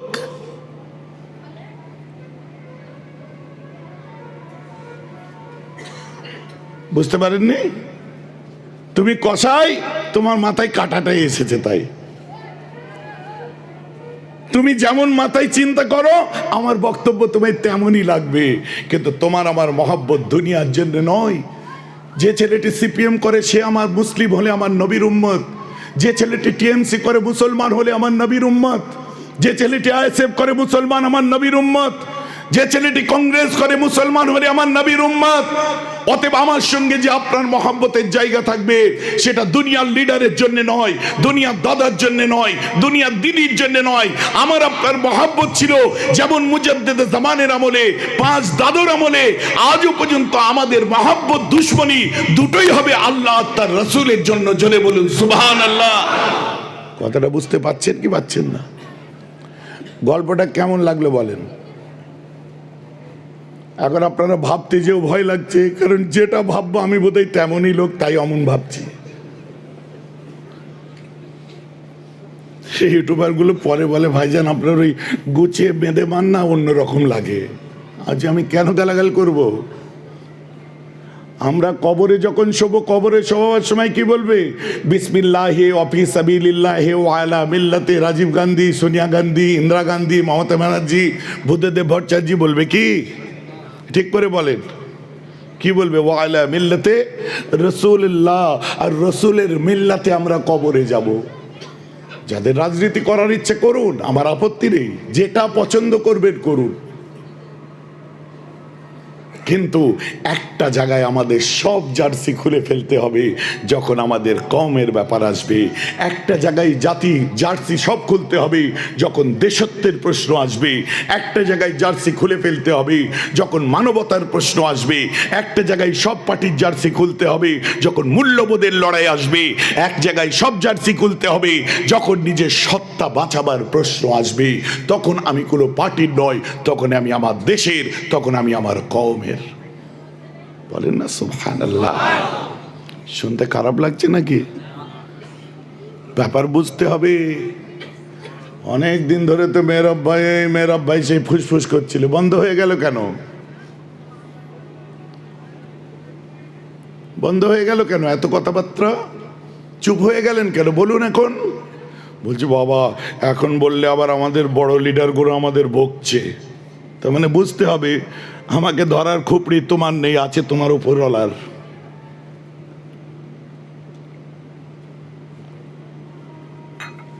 কথাটা আমার খারাপ ভাবে নেবেন না, যেটা সত্য কথা, হক কথা। শুনুন, সারা জীবন আমার বাপ দাদু কওমের জন্য বলেছে, জাতির জন্য বলেছি। আজকে আমি কার ভয়ে বলা বন্ধ করে দেবো? কোন টিপটিপিনির কাছে আমি মাথা নত করবো? করতে পারবো না। আমি নিজে পলিটিক্স করি না, দ্যাট ইজ ফাইনাল। আমার আইডিওলজিতে রাজনীতি নেই। হুজুর আপনার ভাই আছে, বড় ফ্যামিলি, কেউ ডাক্তার হতে পারে, কেউ উকিল হতে পারে, কেউ এমএলএ হতে পারে, কে বড় ফ্যামিলিতে সব রকম পেশা থাকতে পারে। আপনারা 5 ভাই, 5টা পেশা যদি থাকে, আমার অত বড় ফ্যামিলিতে কেউ কিছু থাকতে পারে। কিন্তু আমি যখন দেখবেন মেহরাব ভাই কোনো কিছু করছে, তখন আপনি আঙুলটা আমার দিকে তুলবেন, কারণ বক্তব্যটা এখন কোনো ভাইয়ের নয়, মেহরাব ভাইয়ের শুনছেন। যে কোনোদিন লিডারদের চাটুকারিতা করে না, কারোর পিছনে পিছনে ঘোরে না, এবং কারোর কাছ থেকে সুযোগ সুবিধা নিয়ে তার দালালিও করে না। আমি যেটা বলি আমার কওমের জন্য বলি। যখন একটা মানুষের দুর্দিন আছে, দুঃসময় আছে, আমাদের কাছে যখন যে দোয়া নেয়, হুজুর দোয়া করুন, আমার মা অসুস্থ, আমার আব্বা অসুস্থ, বউ অসুস্থ, ভাই অসুস্থ, আমি অসুস্থ, ওই সময় আমি প্রশ্ন করি না তোমার কাছে স্বাস্থ্যসাথী আছে, আমি প্রশ্ন করি না তোমার কাছে টিএমসির আপনার কি বলে পার্টি কি বলে মেম্বারশিপ আছে, তোমার কাছে সিপিএম পার্টির মেম্বারশিপ আছে, তোমার কাছে কংগ্রেসের মেম্বারশিপ আছে, আমি জিজ্ঞেস করি না। চোখ ভরা পানি নিয়ে আল্লাহর কাছে হাত তুলে বলি, আল্লাহ আমার ভাইকে আপনি হাসি মুখে বাড়ি নিয়ে যান, আল্লাহ আমার ভাইয়ের আব্বার আপনি হায়াতকে দারাজ করুন, আল্লাহ আমার ভাইয়ের মাকে আপনি আবাদ রাখুন, আল্লাহ আমার ভাইটাকে এতিম করে দেবেন না, আল্লাহ আমার ভাইয়ের বউটাকে সুস্থ রাখুন, আল্লাহ আমার ভাইয়ের ছেলে মেয়েগুলোর হায়াত দারাজ করুন। সকলে বলুন সুবহানাল্লাহ। তখন কিন্তু পার্টি মেম্বারশিপ জিজ্ঞেস করি না। কথাটা বুঝতে পারছেন কি পাচ্ছেন? এটা আমাদের অরিজিনাল ক্যারেক্টার। কারণ এ বাংলায় এ পার্টি এসছে কদিন, আগের পার্টি এসছে কদিন, কিন্তু মুজাদ্দেদে জামান স্বাধীনতা সংগ্রাম থেকে সব সময় ছিল। অতএব আমাদের দাপট ছিল, আছে, থাকবে, ওখানে কারোর কাছে মাথা নত করবো না। কথাটা আমার বুঝতে পারছেন কি পাচ্ছেন না? অতএব আমার বক্তব্য আপনারা যখন শুনবেন, সাদা কাঁচের গ্লাসে সাদা পানি পান করবেন, আর যদি না করেন সুলতান মাহমুদ গাজনবীর গল্পটা মনে রেখে দেবেন, যে যা করে সে তেমনই আমাকে ভাববে। কথাগুলো আমার বোঝা যাচ্ছে কি যাচ্ছে না? আজকে আমরা জর্জরিত, মরে পর্যন্ত চাচা আমাদের শান্তি নেই, আর দুনিয়া দুনিয়া করে মাতোয়ারা হয়ে বেড়াচ্ছি আমরা, মরে শান্তি নেই। 27-28 বছর বয়স, বুঝলেন? আমাদের পাশেই একটা ছেলে মারা গেছে, আমি গেছি, জানাজা পড়েছি, বুঝতে পেরেছেন? শোনেন মন দিয়ে। জানাজা হয়ে যাওয়ার পর আমরা কি করি? সেই ইমাম সাহেব বলুক আর না বলুক, আমরা 3 বার আলহামদুলিল্লাহ, 10 বার কুলু আল্লাহ, 11 বার দরুদ শরীফ পড়ি। পড়ি কি পড়ি না? কেন? দোয়া হবে। ও বাবা, যে নামাজ পড়িয়েছে আমি তো তাকে দেখে বুঝতে পারছি মাল দোয়া করবে না। অনেক জায়গায় দেখেছেন জানাজা হয়ে চলে গেল, আমাদের মনটা ছটপট করে, আল্লাহ গো জানাজা হলো, একটু দোয়াটা হলো নি, হায় রে কি কপাল করেছিল, এতগুলো মানুষ তো আর কবর দেওয়ার পরে থাকবে না, সবাই মিলে একবার হাত তুলে দোয়াটা করলো না। মনের মধ্যে খচখচ করে কি করে না? বলেন সত্যি মিথ্যা? করে। আর সে নামাজ পড়িয়ে দিয়ে দাঁড়িয়ে আছে, পাবলিক মনে করছে উনি নামাজ পড়িয়েছে, ভাইজান দোয়া করবে, আমি যেহেতু গেছি। আর ও মৌলানা সাহেব মনে করছে জানাজা তো হয়ে গেল, মাল এখনো তুলছে না কেন? আর আমি মনে করছি তুমি তো বেটা দোয়া করবে না। সব যে যার মনে হচ্ছে, কেউ কাউকে বলতে পারছি না। আপনারা মনে করছেন জানাজা ও পড়িয়েছে, আমি দোয়া করব, তাই ফিস ফিস করে আল্লাহুম্মা পড়ে যাচ্ছেন, আলহামদুলিল্লাহ কুলু আল্লাহ পড়ে যাচ্ছেন। আমি ভাবছি তুমি তো বেটা হাত তুলবে না, আর ও ভাবছে এখনো মাল তুলছে না কেন। কেসটা কিরকম হচ্ছে দেখেন, কিন্তু কেউ কারো বুঝতে পারছে না।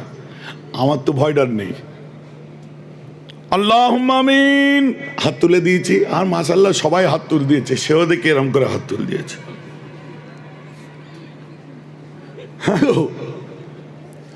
দোয়া মিটে যাওয়ার পর হাইটটা একটু কম আমার থেকে, আমার কানের কাছে এসে বলছে দোয়া করাটা কি খুব জরুরি ছিল? আজ খেয়ে হ্যাঁ গো, আমাকে বলছে দোয়া করা কি খুব জরুরি ছিল? দূর, আপনার সেন্স অফ হিউমার নেই মশাই। একটা জওয়ান ছেলে মারা গেছে আর আপনি দোয়া করা নিয়ে ঝগড়া করছেন। লোকে কি বলবে? আমাদের তো কসাই বলবে, জল্লাদ বলবে আমার ভাইটা মরেছে, কেঁদে বুক পাঠিয়ে দিচ্ছে, আর ওরা মৌলী সাহেব দোয়া করা নিয়ে ঝগড়া লেগে গেছে। না না, আপনি একটু বলুন না, দোয়া করা কি খুব জরুরি ছিল? আজ পরে কথা হবে, ভাই রাখেন। বলছে মুরিদের মাথা ভাঙিয়ে খাচ্ছেন, নজরানা নিয়ে বেশ খাচ্ছেন, খান না। এসব আবার ফতোয়ার দিকে মাথা দিতে যান কেন? এগুলো আলেমদের কাজ, এসব পীর ফিরদের কাজ নয়। আমি দেখলাম তো আমায় ঠুকে দিল, আমাকে ঠুকে দিল বাকাইদা, বুঝলেন? আর আমার একটু ওই ঠান্ডা মাথায় দেয়া। আমি বিয়ে করেছেন? আস্তে করে জিজ্ঞেস করছি, এর সঙ্গে বিয়ের কি সাথ? আমি আছে। বলছে আলহামদুলিল্লাহ আমার 2টো বাচ্চা। আমি ওই দিকে যাই, চলেন। বলে ওনার হাত ধরে হাসতে হাসতে যাচ্ছি, যেন কত বন্ধুত্ব করে যাচ্ছি। ফাঁকা মাঠে যখন ফুটবল খেলা হয়, যারা রেফারি আছে জিজ্ঞেস করেন, ও সহজে কার্ড দেখায় না, কারণ কার্ড দেখালেই পাবলিকের কাছে কেলানি খাবে। কি হয় কি হয় না? একটা রেফারি আছে, আমাকে বলছে আপনার কোথায় বাড়ি? আমি যে ফুরফুরা শরীফ। বলছো আপনাদের টিমের? আমি হ্যাঁ আমাদের খুব ভালো টিম, ভলি তো চ্যাম্পিয়ন ছিল এক সময়, ফুটবলটাও আমি তো খুব একটা বুঝি না, তাও শুনেছি নাকি ভালো টিম। ওই কি খচ্চর ছেলে আছে জানেন আপনাদের টিমে? আমি কেন গো? বলছে ওপেন ফাউল করলো, কার্ড দেখাতে যাব, পকেটে হাত দিয়েছি, কান ধরে আমার সামনে দাঁড়িয়ে পড়লো। আচ্ছা ক্ষমা চেয়েছে, ভালোই করেছে। বলছে কচু ক্ষমা চেয়েছে, কান ধরে পাবলিক জানে ক্ষমা চাইছে, কিন্তু আমায় মা মাসি তুলে গালাগালি দিচ্ছে।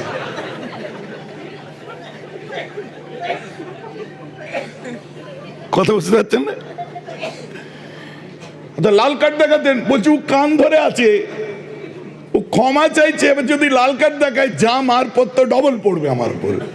বুঝলে তো কেসটা ঠিক সেই রকম হচ্ছে। আমরা যেন বন্ধুর মতো হেঁটে যাচ্ছি, ওই পাশে কবরস্থান, এদিকে ওই দিকে মাঠের দিকে। আসসালামু আলাইকুম ভাইজান। ওয়ালাইকুম আসসালাম। কোথায়? হ্যাঁ 2 ভাই একটু যাচ্ছি। কি করতে যাচ্ছি তা আমি জানি।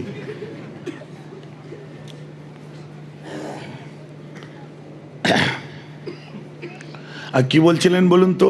আবার যারা সালাম দিচ্ছি হেসে হেসে কি বলছিলেন বলুন? নয় দোয়া করা কি জরুরি ছিল? এটা কি বেদাত নয়? আপনারা ফতোয়া টতোয়া নিয়ে কেন নাড়াঘাটে করেন? বাপ দাদুর মরিদ নিয়ে চলছে, চলুক না। আজ কহাত তুলেছিলেন, বলছি 2 হাত। আমি 2টো হাত আল্লাহর কাছেই তুলেছিলাম, আপনার ওই 2 ছেলের মায়ের হাত ধরে টানিনি। 2টো হাত আল্লাহর কাছে তুলেছিলাম, আপনার 2 ছেলের মায়ের হাত ধরে টানিনি। তো এরকম ঝগড়া করছেন কেন? হ্যাঁ, আল্লাহর কাছে হাত তুললে ঝগড়া করে? বলছি এটা কি বেদাত না? আচ্ছা বেদাতের সংজ্ঞা একটু বলবেন?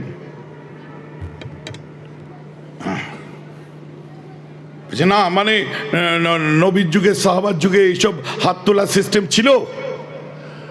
যে আপনাকে তো দেখে মনে হচ্ছে, না মাফ করবেন, যে হাত তুলে তো দোয়া করলাম রে ভাই।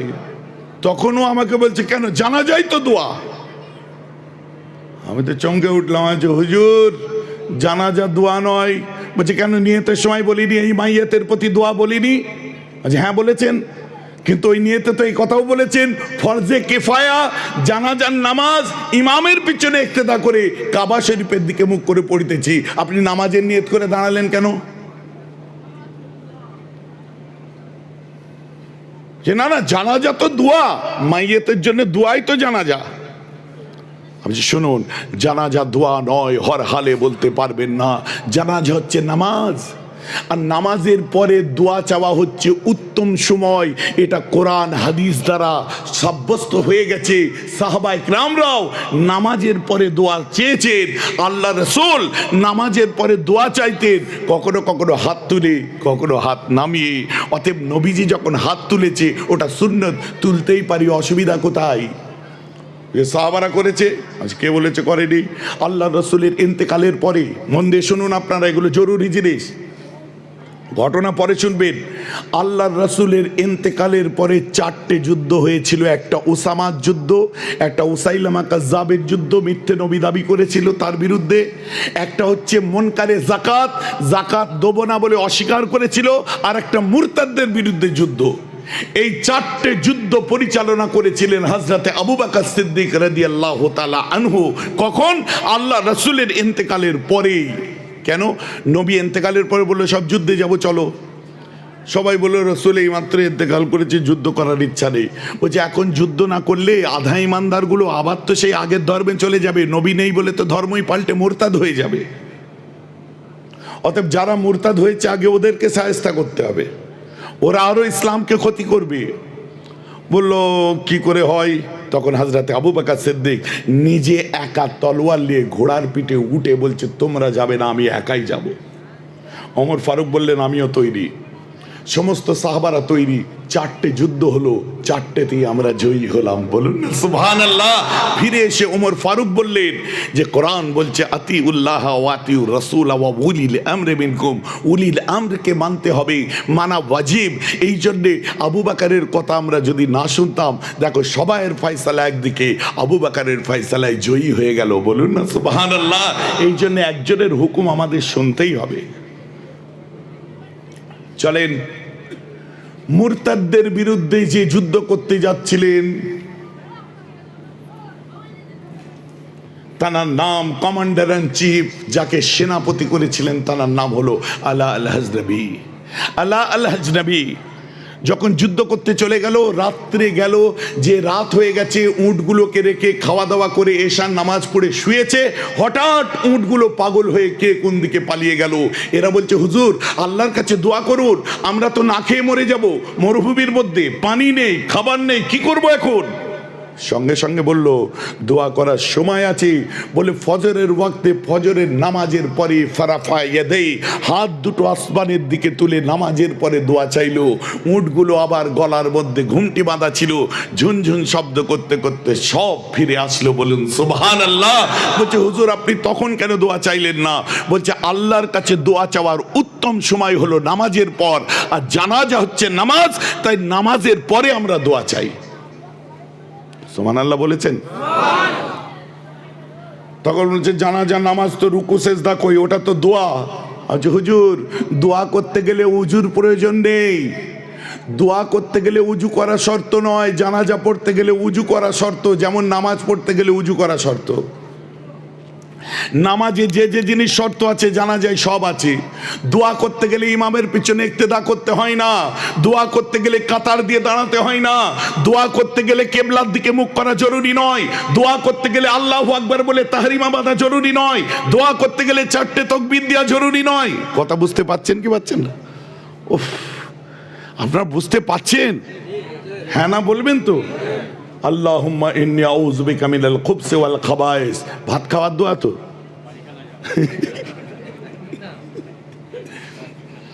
বাথরুম যাওয়া দোয়া তো। হ্যাঁ, তো বাথরুম যান উজু করে যান, পায়খানা করতে যান উজু করে, তো উজু ভাঙতেই তো যাচ্ছেন, পেশাব করতে তো উজু ভাঙতেই যাচ্ছেন, তো দোয়া করার জন্য উজু শর্ত নয়। বাথরুমে যে যখন বসেন আল্লাহু আকবার বলে নিয়ত বেঁধে বসেন, তুলে না, তারপরে কাজ মিটে গেল, মিটে যাওয়ার পর আসসালামু আলাইকুম রহমতুল্লাহ, আসসালামু আলাইকুম রহমতুল্লাহ, এবার পানি লে করেন। তা আমি হুজুরকে বললাম হুজুর করেন, তাই আবার করে। আচ্ছা বাথরুম যাওয়ার সময় যে দোয়া পড়তে উজুও লাগলো না, তাহরিমাও লাগলো না, আর সালাম ফিরাও লাগলো না। এবার বলেন ওই দোয়া পড়ার সময় বাথরুম যাওয়ার সময় কারো ইক্তেদা করেন? ইমাম রাখেন যে তুই আগে তুলে বস, তোর দেখা দেখে আমি বসবো? আপনি কি বলছেন? রাইট, কারণ জানাজা করতে গেলে আমার ইমাম লাগছে, ইমাম যা করছে আমরা তাই করছি। আপনি বলছেন জানাজা দোয়া, দোয়া যদি হয় আপনি বাথরুম যাওয়ার সময় কাকে সামনে রেখে তার মতো অনুকরণ করে আগে দেখান। আপনি কোথায় পড়াশোনা করেছেন? আজ না বাপ দাদুর নাম ভাঙায়, আপনি বলুন না। কথাটা আমার বুঝতে পারছেন? বলে আমি বললাম হর হালে জানাজা হচ্ছে দোয়া নয়, জানাজা নামাজ, জানাজা নামাজ। কারণ নামাজ পড়ার জন্য উজু করা শর্ত, জানাজায় দেখুন উজু করা শর্ত, নামাজে তাহরিমা বাঁধা শর্ত, জানাজায় তাহরিমা বাঁধা শর্ত, নামাজে তকবির দেওয়া শর্ত, জানাজায় তকবির দেওয়া শর্ত। শুধু জানাজার মধ্যে নেই কি রুকু আর সেজদা। কেন নেই একটু বুঝে নিন। যে সামনে একটা মানুষ শোয়ানো আছে, রুকু সেজদা হলে শিরকের গন্ধ আসতে পারে, আর আল্লাহ শিরক পছন্দ করেন না। আর যে মারা গেছে সে যদি আল্লাহওয়ালা মানুষ হয়, আর ওই জানাজার মধ্যে যদি কোনো জাহেল মানুষ নামাজ পড়তে দাঁড়ায়, আর ওই জানাজায় যদি রুকু সেজদা হয়, ও ভাববে যে আল্লাহওয়ালা বলে আমি রুকু সেজদা হয়েছে, তোর কবরে যেও সে সেজদা দেবে। তো ওখান থেকে শিরক উৎপত্তি হতে পারে। তাই আল্লাহ জানাজার মধ্যে রুকু সেজদা রাখেননি। অতএব সব নামাজে রুকু সেজদা নাও থাকতে পারে, যেমন সব একামতে নামাজ নাও থাকতে পারে। কথাটা আমার বুঝতে পেরেছেন? সব আজানের নামাজ নাও হতে পারে, সব একামতের নামাজ নাও হতে পারে। বলুন একামত দিলে তো নামাজ পড়তেই হবে, তাই তো? তো তোমার বেটা যখন হয়েছিল এক কানে আজান আর এক কানে একামত দিয়েছিলে, নামাজ কবে পড়লো? পড়েনি। তো সেদিন আজান একামত হয়েছে আর খাঁটিয়াই নামাজটা হয়েছে, ও সামনে আছে, তাই রুকু সেজদাটা নেই। জানাজা হলো নামাজ, বুঝলেন মৌলানা? বুঝে হ্যাঁ এটা বুঝলাম, আসলে নামাজের মধ্যেই দোয়া। আমি বলছি দোয়া তো পেছন ছাড়ছে না। কথা বুঝতে পারছেন না? দোয়া তোই পেছন ছাড়ছে না। আমি তখন বললাম আপনি দোয়া যদি বলেন, এমনি নামাজে দোয়া নয়, এমনি নামাজ দোয়া নয়। আল্লাহু আকবার এটা দোয়া নয়। সুবহান রাব্বিয়াল আযীম দোয়া নয়। সুবহান রাব্বিয়াল আলা দোয়া নয়। সবই তো দোয়া। নামাজে দাঁড়ান, আপনারা শোনেন মন দিয়ে, আল্লাহু আকবার। আমরা ইমামের সঙ্গে আল্লাহু আকবার করলাম। ইমাম কি পড়বে? সুবহানাকা আল্লাহুম্মা ওয়া বিহামদিকা ওয়া তাবারাকা ইসমুকা ওয়া আলা জাদ্দুকা ওয়া লা ইলাহা গায়রুক পড়বে তো। তারপর কি পড়বে? আলহামদুলিল্লাহি রাব্বিল আলামিন আর রহমানির রহিম মালিকি ইয়াউমিদ্দিন ইয়াকা না'বুদু ওয়া ইয়াকা নাস্তাঈন ইহদিনাস সিরাতাল মুস্তাকিম সিরাতাল লাযীনা আন'আমতা আলাইহিম গায়রিল মাগদুবি আলাইহিম ওয়ালাদ-দাল্লিন।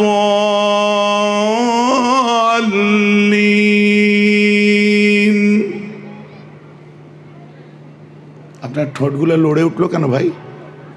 কিছু বললেন না? কি বলেন তো? ওই জন্য লড়লো? তাই সব ঠোঁটগুলো এরম হলো কেন?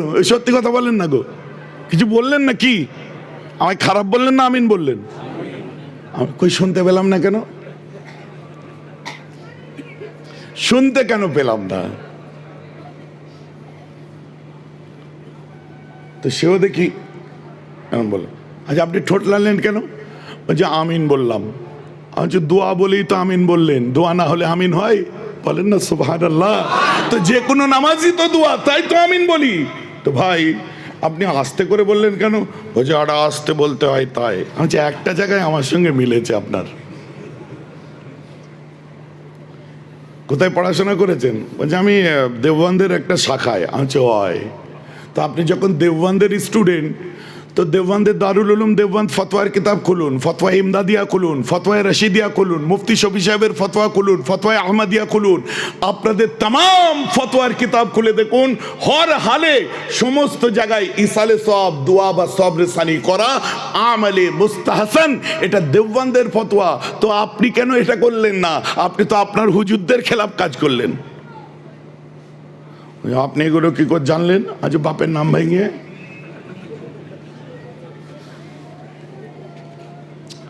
আমার কথা আপনারা বুঝতে পাচ্ছেন? বাপের নাম ভেঙে না, মানে ব্যাপার হচ্ছে, হ্যাঁ সত্যি তো। দেখবেন আমরা যখন মসজিদে নামাজে দাঁড়াই, আল্লাহু আকবার সব দাঁড়িয়ে আছি, পাশে কোন ফাঁকে এসে দাঁড়িয়ে পড়েছে এরকম করে।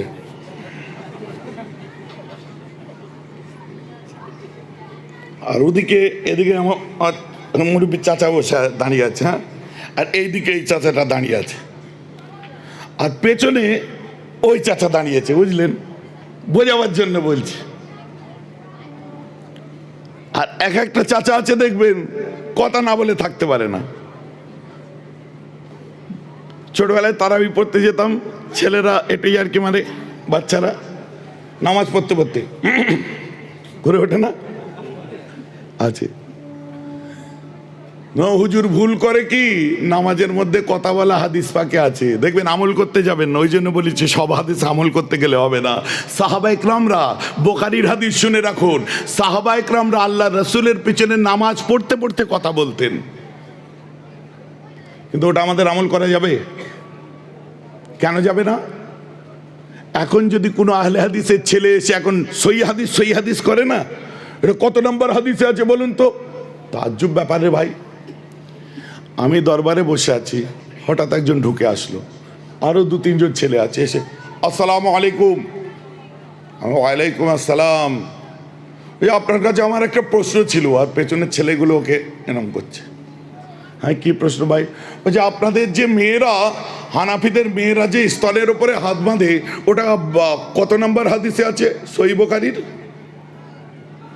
আমি তো পিক করে হেসে ফেলেছি। তার মডেল দেখে মনে হচ্ছে হাদিসের কি বোঝে, কথা বুঝতে পারছেন বাবজি? আবার সহিহ বুখারী, যে বুখারী শরীফ ছুতে গেলে আমাদের 14 বছর টাইম লাগে, মাদ্রাসায় পাছা ঘষতে হয়। এটা ডানকুনি মাদ্রাসা পাশে, তো এটা কত ক্লাস পর্যন্ত আছে? ফাজিল পর্যন্ত। এই ফাজিল পর্যন্ত পড়লে বুখারী শরীফ ছুতে পারবে না। স্টুডেন্টরা আছে, জিজ্ঞেস করেন। এই মাদ্রাসা পুরো কমপ্লিট করলেও বুখারী শরীফ পাবে না। পাবে? ফাজিল বুখারী শরীফ আছে তো? এত বিদ্যান, এত স্কলার স্টুডেন্টেরা মাদ্রাসা শেষ করে ফেললেও বুখারী পাচ্ছে না। ও মোবাইলের দোকান করে 4 দিন বলে সহিহ বুখারী, কয়লাওয়ালা বলে সহিহ বুখারী, ভ্যানওয়ালা বলে সহিহ বুখারী, কাপড়ওয়ালা বলে সহিহ বুখারী।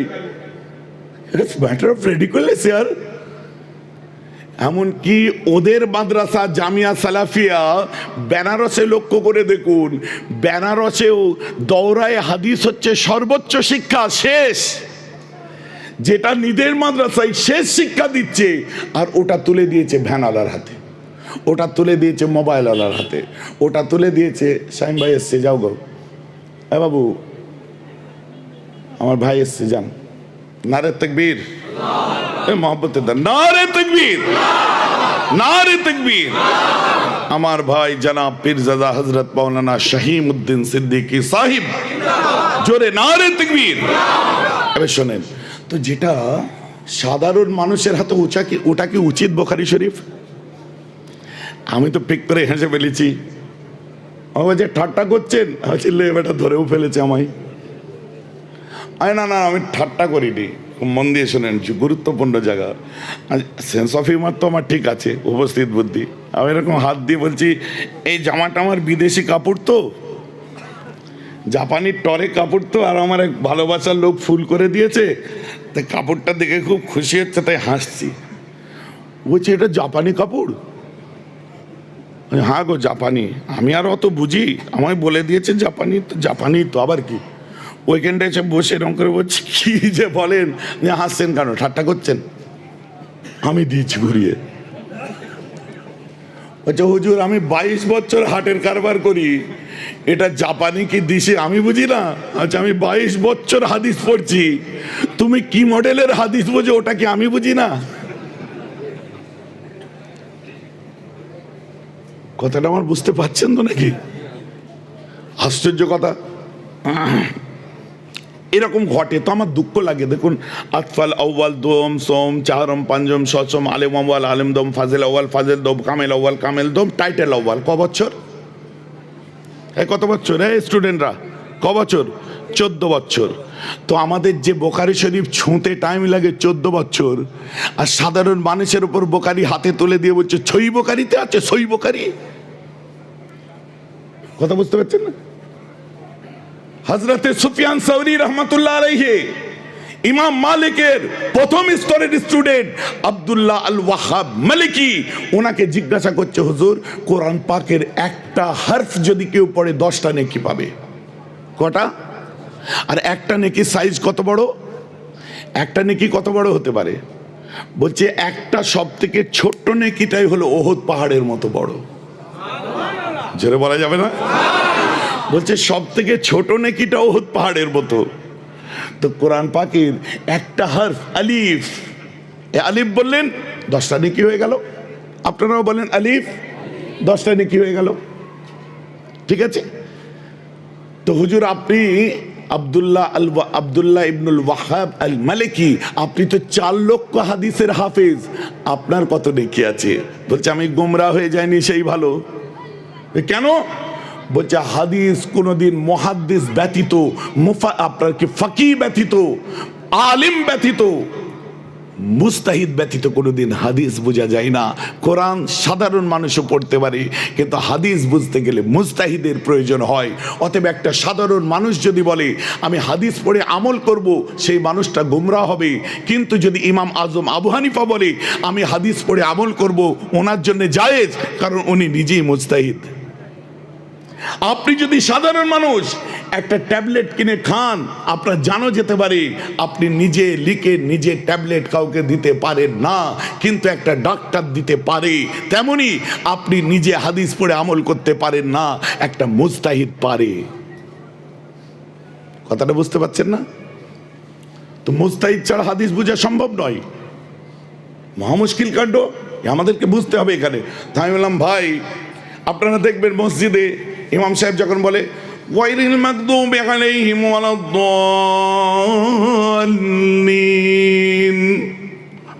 আমরা আমিন বলি, হঠাৎ আমিন, পাশে যে বুড়োটা ছিল ওই চাচা, সামনের চাচাটা অবধি, পাশের চাচাটা,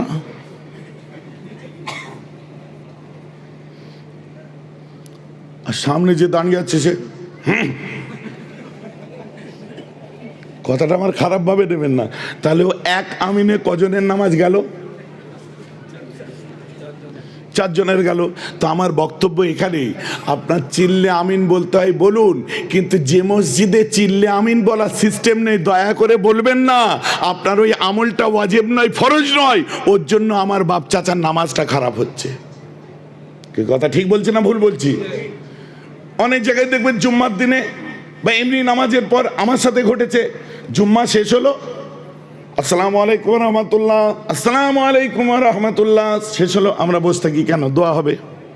जुमात दिन दुआ, जुमा के दिन एक मौके ये आते हैं कि दुआ मुँह से निकली नहीं वहाँ कबूल हो जाते हैं। जुमात दिन एक समय एमन आछे जे दुआ मुख থেকে বেরোয় না, সেখানে কবুল হয়ে যায়।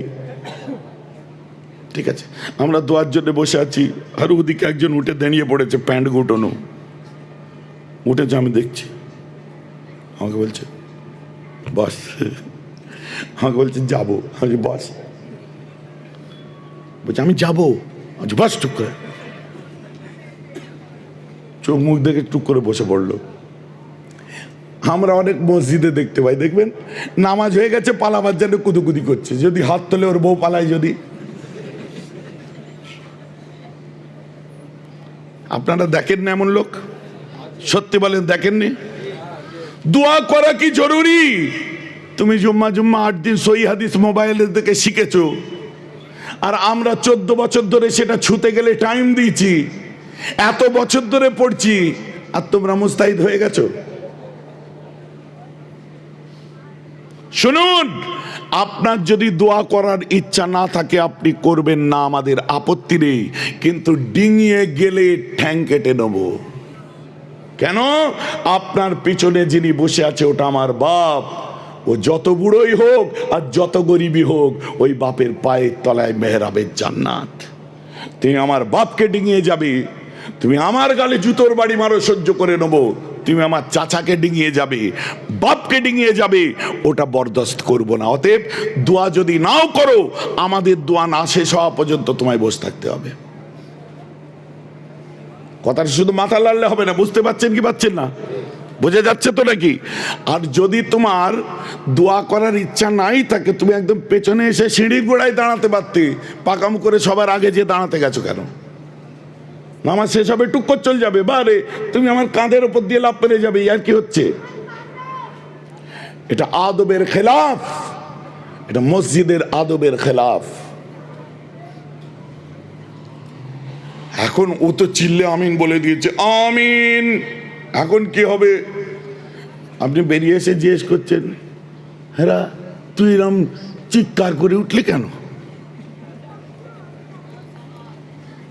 মোরাও আমিন বললাম, আমিন আস্তে করে বললাম, তুই আমিন, তুই কি জাকাচ্ছিস না কি? না গো চাচা, চিল্লে বলতে হয়। কেন বলতে হয়? আমরা বাপ দাদুরা সব নামাজ পড়ছি বলে বলিনি? হুজুরা শিখিয়েছে সব ভুল। বলছে তুমি হুজুরের কথা শুনবে না নবীর কথা শুনবে? লাও চাচা ফিউজ।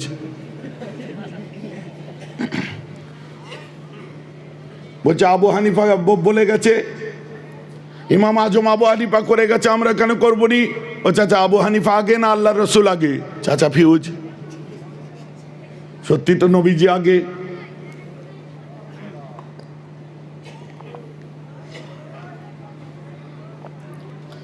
হ্যাঁ গো, কথাগুলো গুরুত্বপূর্ণ হচ্ছে কি হচ্ছে না? আপনাদের বিরক্ত লাগছে নাকি? এগুলো আমাদের দৈনন্দিন সমস্যা গো বাপ। এই ইদানিং আসছে। আর আমার ইয়াংস্টারদের যদি আমি এ কথা না শুনিয়ে দিই, এই অসুস্থ শরীর নিয়ে আপনাদের শুধু পয়সা নিতে এইছি? কথাটা বুঝতে পারছেন না? এগুলো জরুরি, আমার ইয়াংস্টারদের জানা দরকার। যে ছেলেটা তবলিগ করে কত অহংকার, কারণ হাঁচির দোয়া, কাচির দোয়া, হাগামতার দোয়া শিখেছে তাই। তো তোমাকে আকীদা শিখতে হবে না? আমরা কেন করি ওটা জানতে হবে না? তো শোনেন যেটা বলছিলাম, তো এই সময় আমাদের কিছু যুবকদের মাথায় পানি পড়া দেওয়া হয়, কি নবী আগে না আবু হানিফা আগে? মানলে নবীরটা মানবো না আবু হানিফারটা মানবো? বলে না? বোকা, তার জবাবটা শুনে নাও। আমরা 5 ওয়াক্ত নামাজ এখানে আবু হানিফাকে মানি না, এর জন্য নবী যথেষ্ট। 1 মাস রোজা এখানে আবু হানিফার কথা নয়, নবী যথেষ্ট। হজ করতে হবে এখানে আবু হানিফা নয়, নবী যথেষ্ট। জাকাত দিতে হবে আবু হানিফা নয়, এটা নবী যথেষ্ট। কি কথা বুঝতে পারছেন না? আমরা ইমাম আজম আবু হানিফাকে কোন জায়গায় মানি, এটাই আমাদের বুঝতে হবে। তাহলে শুনুন, বুঝে নিন। আজ একটা বেটা ছেলে যদি মারা যায়, তার কাফনের কফেরটা কাপড় দিতে হয়, বলেন না গো? 3টে। আর মেয়ে ছেলে মারা গেলে জোরে বলেন 5টা। আর ওরা যদি মারা যায়, ওরা বুঝতে পারেন না কারা? টোল ট্যাক্স না গো, আমায় আবার খুব ভালোবাসে। আমি আবার দাঁড়ালি, দৌড়ে এসে সালাম আলাইকুম পীর সাহেব, আচ্ছা কে রে ঘুরছি কেন? থোড়া দম কর দিজিয়ে, মাথা দিয়ে বলে ফুক দিয়ে দেন। কথা বুঝতে পারছেন? আমাদেরকে তাদের ছোট চোখে দেখলে হবে না। যারা খারাপ তাদেরকে আল্লাহ হেদায়েত দিক, কিন্তু তাদেরকে আল্লাহই তো সৃষ্টি করেছেন। আমরা তাদেরকে যখন দেখি তখন ঘৃণার চোখে দেখি, অনেকে ঠাট্টা করে দেখি, ইয়ার কি করি তাদের সঙ্গে। তাদেরকে দেখলেই যেন ভেতরে যৌনতা জেগে ওঠে। না, তারাও আমাদের মতো মানুষ, আল্লাহ সৃষ্টি। আমাদের মানুষের মধ্যে যেমন ভালো খারাপ, চরিত্রবান চরিত্রহীন আছে, তাদের মধ্যেও ভালো খারাপ চরিত্রবানও আছে, চরিত্রহীনও আছে। কথাটা আমার বুঝতে পারছো কি পারছো নি? ওভাবে নেওয়ার দরকার নেই তো। এখন আমার প্রশ্ন, আমরা ইমাম আজম আবু হানিফাকে কোথায় মানি? তো বেটা ছেলে মরলে কফেরটা কাফন 3, আর মেয়ে মরলে কফেরটা কাফন 5। ওরা মরলে কফেরটা দেবে আবার, বলো হয়েছে? এবার নবী কি বলেছে দেখাও, কোন হাদিসে নেই। কোরআন কি বলছে দেখাও, কোন হাদিসে নেই। এইখানে আমরা আবু হানিফাকে মানি। তাই উনি বললেন যে শোনো, আকসার রুজুটা যেদিকে যাবে, গোসলের সময় তোমরা উপলব্ধি করবে, আর বা চেহারা থেকে উপলব্ধি করবে। আকসার রুজুটা যদি মেয়ের দিকে যায়, তখন ওকে 5 ফেত্তা কাফন দিয়ে জানাজায় মেয়ে ছেলে মাইয়েতের নিয়ত করবে। আর রুজুটা যদি পুরুষের দিকে যায়, তখন 3 ফেত্তা কাপড় দিয়ে পুরুষের জানাজার দোয়া করবে। বলেন না সুবহানাল্লাহ? এই ফতোয়াটা হাদিসের নয়, এটা আমাদের ইমাম আজম আবু হানিফা রহমাতুল্লাহ আলাইহি শিখিয়েছেন। আমরা 40 দিন হলেই হাতের নিচের চুল কেটে ফেলি, শরীরের যে সমস্ত অবাঞ্ছিত লোম শরীয়ত বলেছে কাটতে, আমরা সেগুলো হাজামত করে সাফ হয়ে যাই। হই কি হই না? বেশাক হতে হবে প্রত্যেককে। তাহলে নাভির নিচের চুল কতদিনে কাটবো আমাদের জানা আছে। হাতের নিচের চুল কতদিনে কাটবো আমাদের জানা আছে। কিন্তু অনেকের বুকে চুল হয়, ওটা রাখবো না কাটবো, কোন হাদিসে আছে দেখান।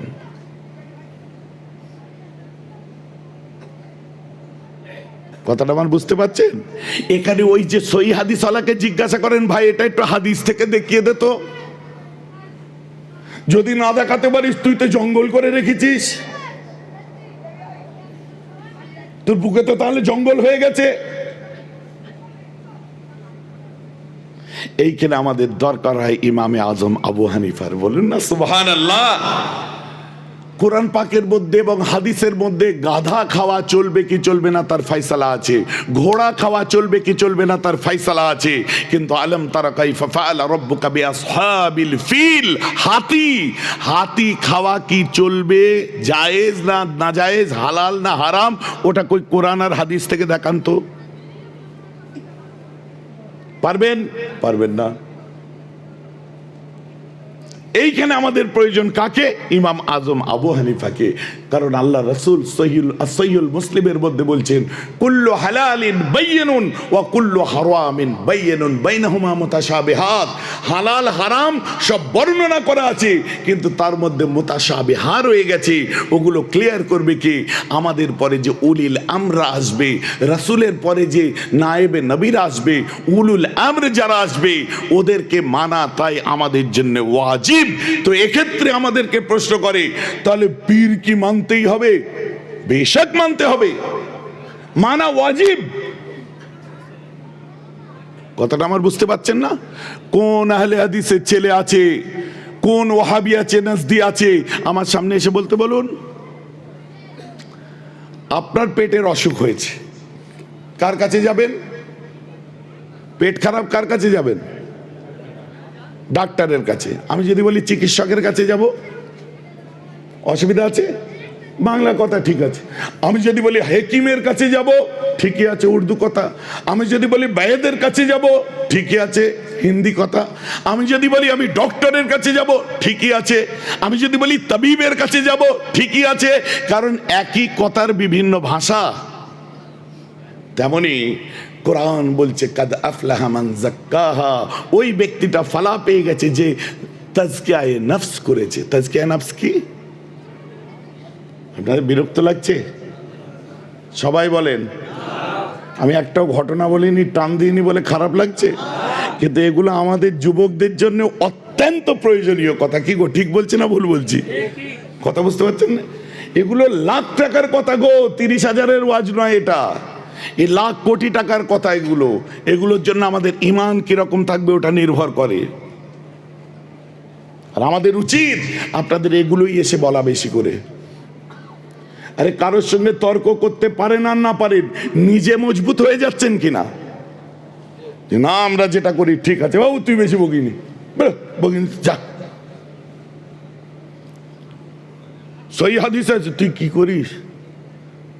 কেন আমি কি করি মানে? তুই মাওলানা না, আমার কাপড়ে যা, তো কামাই বকিনি যা। কথা বুঝতে পারছেন? 14 বছর টাইম লাগে বোকারি ধরতে, তুই কালকের ছেলে বোকারি কি বুঝবি? ছাত্র এগুলো নলেজে আসছে কি আসছে না? একটা জিনিস শুনুন তো, আপনি বলেন একটা মানুষের শরীর দুটো, একটা মানুষ দুটো জিনিস নিয়ে, একটা হলো রূহ, একটা হলো জেসেম। এই হলো জেসেম দেহ, আর একটা রূহ।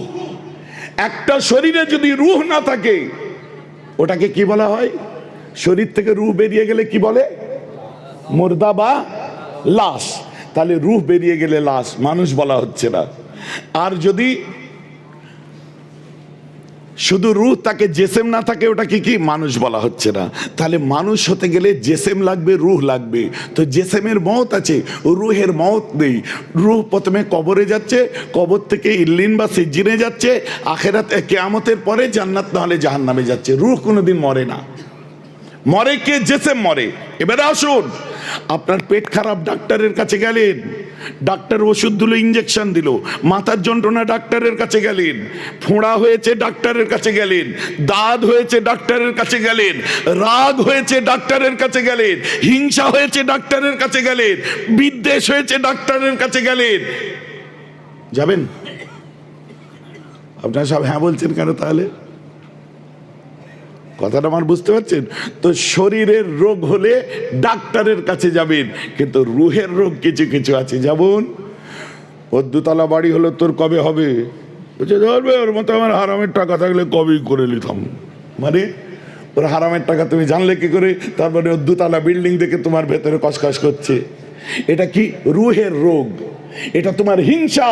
তুমি ওর পালসার গাড়ি দেখে তোমার হিংসায় গা জ্বলে যাচ্ছে। ও বেচারা কষ্ট করে আজ একটা বাড়ি করেছে, দেখে বলছো ক্যান্টিলিভারটা একটু বেঁকে রাস্তার দিকে এসেছে না, এতদিন ঘুমোচ্ছিলি তুই।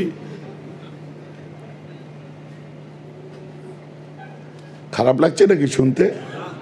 রাগ করবেন না। এই যে হিংসা, অত্যন্ত রাগ, মানুষের প্রতি খারাপ ধারণা, পরশ্রীকাতরতা, নিজের ভেতরে দ্বিহাংসা, নিজের মধ্যে অহংকার, তাকাব্বুরি, এগুলো হচ্ছে যেমন শরীরের রোগ। ফোড়া, ফুসকুড়ি, দাঁত, হাজা, চুলকানি, জ্বর, মাথা ব্যথা, পেট ব্যথা, এগুলো যেমন শরীরের রোগ, তেমনি হিংসা, বিদ্বেষ, অহংকারী, তাকাব্বুরি, তারপরে আপনার কি বলে দ্বিহাংসা, পরশ্রীকাতরতা, মনের মধ্যে রাগ, নিজের মধ্যে তাকাব্বুরি, এগুলো হচ্ছে আপনার রুহের রোগ। তো শরীরের রোগের জন্য যেমন ডাক্তারের কাছে যেতে হয়, রুহের রোগের কাছে, রুহের রোগের জন্য কারোর কাছে যেতে হয়। যেমন ডাক্তারকে চিকিৎসক বলতে পারেন, যেমন ডাক্তারকে বৈদ্য বলতে পারেন, যেমন ডাক্তারকে হেকিম বলতে পারেন, তেমন রুহের চিকিৎসককে আপনি শায়েখ বলতে পারেন, মাশায়েখ বলতে পারেন, উলিল আমর বলতে পারেন, ইমাম বলতে পারেন, মুস্তাহিদ বলতে পারেন, আপনি তাকে পীর বলতে পারেন, আপনি তাকে গুরু বলতে পারেন। আপনি যেটাই বলেন না কেন, জিনিসটা কিন্তু এক। এটা আপনার যেমন নামাজ পড়া ফরজে আইন, তেমন হিংসাকে দূর করে ইসলাহ করা, তাজকিয়ায়ে নফস করা হচ্ছে ফরজে আইন। নামাজ পড়ার জন্য যেমন উযু করা ওয়াজিব, তো তাজকিয়ায়ে নফসের জন্য শায়েখের কাছে যাওয়াটা ওয়াজিব। বলেন সুবহানাল্লাহ। হ্যাঁ গো, উযু করা কি? এমনি উযু করা কি? সুন্নাত। উযু করা ফরজ কোন কোরআন হাদিসে দেখাতে পারবেন? পারবেন কি? পারবেন না। কিন্তু নফল নামাজও যদি পড়েন, নামাজ পড়তে গেলে উযু করা হচ্ছে ওয়াজিব। অতএব আপনি ফরজ আদায় করেন আর নফল আদায় করেন, নামাজ পড়তে গেলে নির্ভর করছে উযু। তো নামাজের জন্য উযু করা হচ্ছে ওয়াজিব। তেমনি পীর মুরিদ হওয়া হচ্ছে সুন্নাত, বায়াত হওয়া হচ্ছে সুন্নাত, কিন্তু তাজকিয়ায়ে নফস করার জন্য আপনাকে শায়েখ ধরা হলো ওয়াজিব, উস্তাদ ধরা হলো ওয়াজিব। বলেন না সুবহানাল্লাহ। কথাটা আমার বোঝা যাচ্ছে তো নাকি? এই জন্য আমরা ওলিয়া উলিয়া গৌস কুতুবদের দরবারেতে যেয়ে থাকি। তাজকিয়ায়ে নফস। রাস্তা থেকে বাড়ি আসছেন, কটা বাজলো গো? ইয়া আল্লাহ, কটা বলেন না গো, কটা? টাইম কোথা দিয়ে গেল কিছু বুঝতে পারছেন? বোঝা গেল কি? আমি বলে দিই, ছোটবেলায় যখন আমরা স্কুলে পড়তাম, কখন 45 মিনিটের ক্লাস শেষ হয়ে যেত বোঝা যায় না। তো আজকের আলোচনাটা আপনি এটা ভাববেন না যে আমি এই কিছুক্ষণ ধরে আলোচনা করছি, এটা আমার দীর্ঘদিনের সাধনা। আপনারা আমার জজবাই ওয়াজ শুনেছেন, ঘটনার ওয়াজ শুনেছেন। অনেকে ভাবছেন এটা সেই মেয়ের আব্বাই তো, নাকি অন্য কেউ ওই জামা পরে চলে এসেছে। না, আমি সেই মেয়ের আব্বাই। এটা হচ্ছে আমার অরিজিনাল আসল রূপ। কিন্তু এই আলোচনা এতদিন করতে পারিনি, কারণ এর পেঁয়াজ মানুষের কম ছিল। কিন্তু মাশাল্লাহ, যত ধাক্কা খাচ্ছে দেখুন পেঁয়াজ বেড়েছে। না সুর না টান, একটা লোকও উঠেনে, কেউ পালায়ও না। কথাটা আমার বুঝতে পারছেন কি পাচ্ছেন? এই পেঁয়াজটা রয়েছে। তো আসুন, তাকে জিজ্ঞেস করলেন, হবে কি চাচা টুপি যাচ্ছ, কি হলো? কুত থেকে চলে জানিনি বাবু, পেছন থেকে এসে চিৎকার মেরে আমিন করলো, আমার নামাজটাই গেল। বলে কেন? আমি দেখে ফেললুন। আরে আমাদের হুগলির ভাষা, বাইরে কেটে কুটে ছাড়বি ভাই।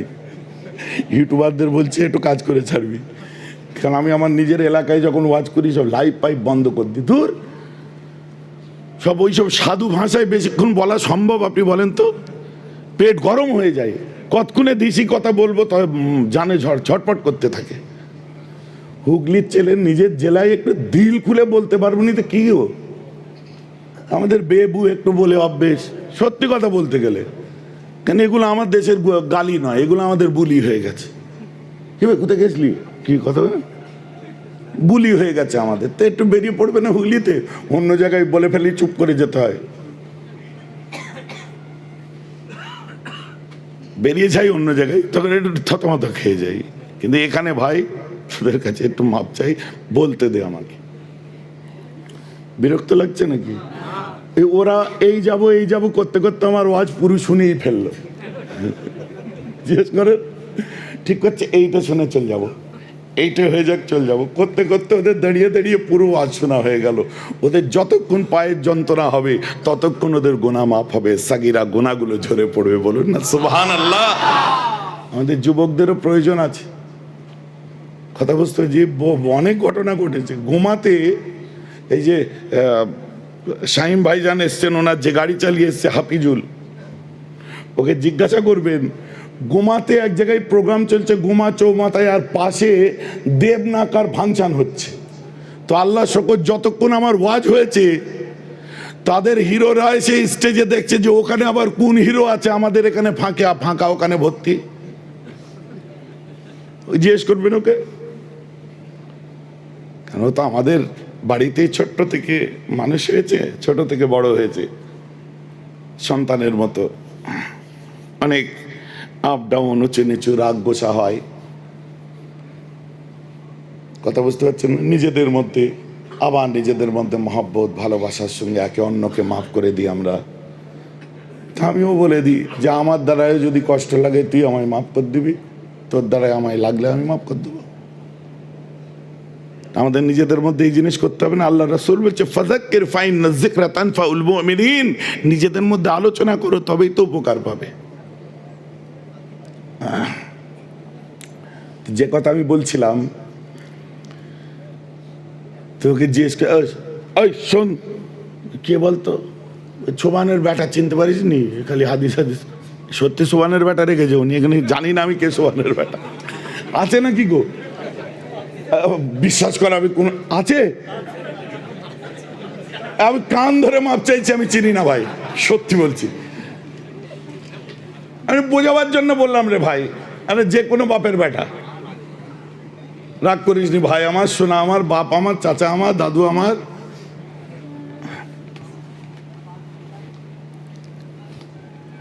শ্বশুর আমার বলা যাবে না, কারণ আর বিয়ে করবো নি।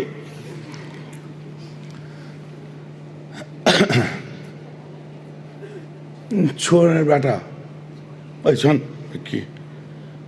কি বে তুই আমিন বলে চিল্লে উঠলি কেন? বলেন নবীজি বলেছে তাই। এ চাচা ফিউজ নবীর কথা বলে দিয়েছে, চাচার ফিউজ উড়ে গেছে। তাই নাকি? নবী বলেছে কোথায়? বলছে আল্লাহ রাসূল বলছে যখন ইমাম গায়রিল মাগদুবি আলাইহিম ওয়ালাদ দাল্লিন বলবে তোমরা সবাই আমিন বলবে। সহিহ মুসলিমের হাদিস। চাচা চুপ, আসতে বললে হবে না? ওই যে নবীজি বলতে বলেছে না, তাই নবীর কথাটা আমি যদি জোর গলায় নিই তো কি আপত্তি আছে? চাচাও দুদিন পর থেকে দেখা যাচ্ছে পেছনেরটা বেরিয়ে এসে বলছে ওই চাচার বয়সে আর এক চাচা, তোর আবার বুড়ো বয়সে কি হলো বে, তুই আবার হুমি আমিন করে উঠলি কেন? ওই নবীজি বলেছে গো, নবী সাহেব বলেছে। বলে কি? কেতাব খুলে আমাকে দেখালো, আমি নিজে দেখলুম। মুশকিল কাণ্ড। কিন্তু এই ছেলেটাকে বোঝাতে পারবে না, ওকে বোঝাতে পারবে না, কারণ সঙ্গে সঙ্গে আমরা ও ডিপে চলে যাব। আমাকে বোঝাতে পারবে না, শোনো তুমি কেন আমিন চিল্লে বললে? তুমি আমিন চিল্লে কেন বললে? না নবীজি বলেছে যখন গায়রিল মাগদুবি আলাইহিম ওয়ালাদ দাল্লিন বলবে তোমরা আমিন বলবে। আমি শুনুন, হাদিসটা অতটুকু নয়, হাদিসটা সম্পূর্ণ করুন। আল্লাহ রসুল মুসলিম শরীফে ঠিকই বলেছে, আমার নবী বলেছেন, কিন্তু হাদিসটা অনেক বড়। কি বলছে? আন্না নবী আলাইহিস সালাতু ওয়াস সালাম قال اذا قال الامام سمع الله لمن حمده فقولوا ربنا لك الحمد اذا قال الامام غير المغضوب عليهم ولا الضالين فقولوا آمين। আল্লাহু আকবার বলেন। কথা বুঝতে পারছেন? নবীজি বলছে যখন নাকি ইমাম বলবে সামি আল্লাহু লিমান হামিদা, তোমরা সকলে বলবে রব্বানা লাকাল হামদ। আবার ইমাম যখন বলবে ওয়ালা দাল্লিন, তোমরা সবাই বলবে আমিন। তো আমার কাছে কথা, এই হাদিসটাই তো দুটো কথা নবী বলেছে। একটা সামি আল্লাহু লিমান হামিদার পর রব্বানা লাকাল হামদ বলবে, তখন ওরা আস্তে বলে না জোরে বলে? আস্তে। তো রব্বানা লাকাল হামদটা আস্তে আর আমিনটা জোরে। একই হাদিসে দুটো হুকুম নবী করছে, তাহলে বললে দুটোই জোরে বলবো, একটা জোরে আর একটা আস্তে কেন? আগে তার জবাব দে। তখন এবার সে ফিউজ। কথাটা বুঝতে পারছেন না? নবী আত্তাহিয়াত পড়তে বলেছে, তো তুই আত্তাহিয়াতু লিল্লাহি ওয়া সালাওয়াতু তাইয়্যিবাত যখন পড়িস তখন আস্তে কেন পড়িস? চিল্লে পড়তে পারিস। নবী বলেছে রুকুতে তাসবিহ পড়ো, রুকু করি সুবহান রাব্বিয়াল আযীম, সুবহান রাব্বিয়াল আযীম, সুবহান রাব্বিয়াল আযীম। কথা বুঝতে পারছেন না? জোরে করো, আস্তে করছো কেন? ও ব্যাপারটা নয়। আমি জাকির নায়েককে মানি, ক্রিয়েটিভিটি দেখাতে হবে। আমি শায়েখ উসাইমিনকে মানি, ক্রিয়েটিভিটি দেখাতে হবে। আমি আহমদ দিদাকে মানি, ক্রিয়েটিভিটি দেখাতে হবে। আমি বাজকে মানি, ক্রিয়েটিভিটি দেখাতে হবে। শোনো, তুমি যদি আহমদ দিদাকে মেনে ক্রিয়েটিভিটি দেখাতে চাও, তুমি যদি বাজকে মেনে ক্রিয়েটিভিটি দেখাতে চাও, তুমি যদি উসাইমিনকে মেনে ক্রিয়েটিভিটি দেখাতে চাও, আমরা গৌসুল আজমকে মেনে, আমরা গরিব নওয়াজকে মেনে, আমরা মুজাদ্দিদ জামানকে মেনে, আমরা ইমাম আবু হানিফাকে মেনে আমরা বাস্তব পালন করতে চাই। জোরে বলুন সুবহানাল্লাহ। কথাটা বুঝতে পারছেন কি পাচ্ছেন না? হাকিকত তাই। এবারে আসুন, আপনি বলবেন ভাইজান আমরা আসতে বলি কেন? আমাদেরকে ডাইরেক্ট নবী আসতে বলতে বলেছে তাই বলি। ওরা আবার ওই হাদিসটা দেখাবে না, কাউকে লুকিয়ে রেখে দেবে। এটা মুসলিমের বললাম তো, আমাদের দলিল বুখারীতে আছে। পানি দে না, কাজ করবি?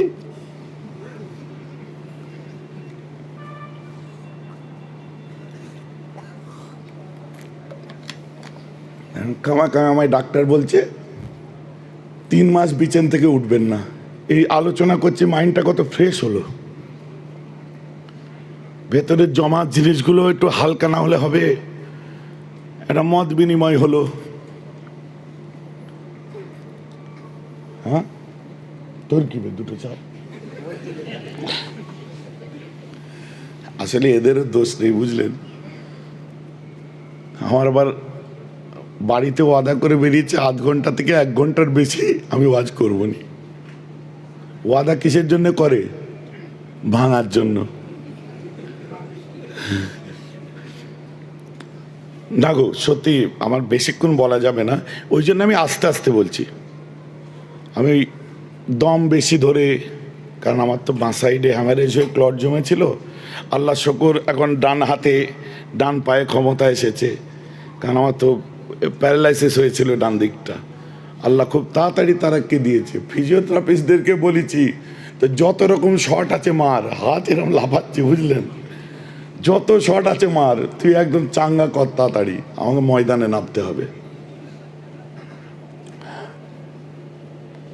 ঘাবড়ালে অনেক কিছু, না ঘাবড়ালে কিছুই না। কথা বুঝতে পারছেন? ব্রেন স্ট্রোক হয়ে গেছিল, আল্লাহর মতে ঠিকই আছে, প্রেশার লোবো না। আজকে ট্রেনে ঘুমিয়েছি, একটু রাত্রে জাগা হয়ে যাচ্ছে, আজকের জন্যই ঘুমিয়েছি। আজ সারাদিন বাইরে বেরোয়নি, একটাও রুগী দেখিনি। ও না, একটাও দেখিনি বলা ভুল। এসেছিল, তাদেরকে একটু পানি পড়ে দিয়ে 21 দিন পরে আসতে বলে দিয়েছে। এবার আসুন, আল্লাহ রসুল বলছেন, বুখারী শরীফ খুলুন, আমরা আসতে কেন বলি? আল্লাহ রসুল বলছে ইমাম গায়রিল মাগদুবি আলাইহিম ওয়ালাদ-দাল্লিন, যখন ইমাম নাকি গায়রিল মাগদুবি আলাইহিম ওয়ালাদ-দাল্লিন বলবে, ফাকুলু আমিন, তোমরা সবাই মিলে আমিন বলবে। কেমন করে? কাতা আমিনিল মালাইকাতি কাদ গুফিরা লাহু মা তাকাদ্দামা মিন যামবিক। আল্লাহ রাসূল বলছেন, পৃথিবীর জমিনে কোনো জায়গায় যদি কেউ সূরা ফাতিহা পড়ে, ওই ফাতিহাটা আল্লাহর ভ্রমণকারী ফেরেশতা, এমনকি কাঁধের ফেরেশতা, ওরাও শোনে। আর যখন সূরা ফাতিহার ওয়ালাদ-দাল্লিন শেষ হয়, মানুষ যেমন আমিন বলে, ফেরেশতারাও তখন আমিন বলতে বলে। তাই আল্লাহ রাসূল বলছে কাতা আমিনিল মালাইকাতে, তোমাদের আমিন বলার শব্দটা, আমিন বলাটা মালায়েকা ফেরেশতাদের মতো হবে। আর ফেরেশতাদের মতো যদি আমিন বলো, আল্লাহ তোমার আগেকার গুনাহগুলোকে মাফ করে দেবে। ফেরেশতাদের আওয়াজ শোনা যায়? হ্যাঁ, শুনতে পান? তো আল্লাহ রসুল বলছে পৃথিবীর যে প্রান্তে যদি কেউ সূরা ফাতিহা পড়ে, তো কাদের ফেরেশতা এবং সমস্ত ফেরেশতারা আমিন বলে, তো ফেরেশতাদের আওয়াজ শোনা যায় না। তো আল্লাহ রসুল বলছে ফেরেশতাদের মতো আমিন বলো, তার মানে তোমাদেরটাও যেন কেউ শুনতে না পায়। বলেন না সুবহানাল্লাহ। তাই আমাদের আমিনের শব্দ কেউ শুনতে পায় না। বোঝা গেছে? বললাম হুজুর, বলে কি তাহলে এটাও তো দোয়া, সব নামাজই তো দোয়া। বুঝে হ্যাঁ, তো জানাজার মধ্যে না আপনার মানে ব্যাপারটা হচ্ছে, ব্যাপারটা কিচ্ছু নয়, ভুলটা মাথা থেকে বার করে দিন, আর জাগা বুঝে কোপ মারবেন, সব ঝোপে কোপ মারবেন না, সব জঙ্গলকে ফাঁকা মনে করবেন না, হতে পারে তার মধ্যে, সবার বলা চলবে না, কথা বুঝতে পারছেন, তার মধ্যে বাঘ লুকিয়ে আছে, কেন বলা চলবে না, হক কথা সব সময় বলতে হবে। তো সত্যি তাই। তো তার ধারণাটা তো ভাঙলো, তার মাথায় যে গোবরটা ছিল গেল। এখন বলেন, আমাদের এখানে যেসব ছেলেরা বসে আছে, আমাদের মাথা থেকে অনেক কিছু দূর হলো কি হলো না? অনেক প্রশ্ন ক্লিয়ার হলো কি হলো না? কথা বুঝতে পারছেন না? আমাদেরকে প্রশ্ন করে দেয়, হুজুর এত এইসব তাবিজ তদবিজ জিন ভূতের রুগিলি আপনার কাছে যায়, এত তাবিজ দেন, তাবিজ দিয়া তো শিরক। কোথায় প্রশ্নটা করলেন আমাকে? 2-3 দিন আগে আমাকে প্রশ্নটা করেছে। না না না, সিরাজ ভাইদের এখানে আটঘরায়, আমার এই ভাই যে আমার সাথে চলে,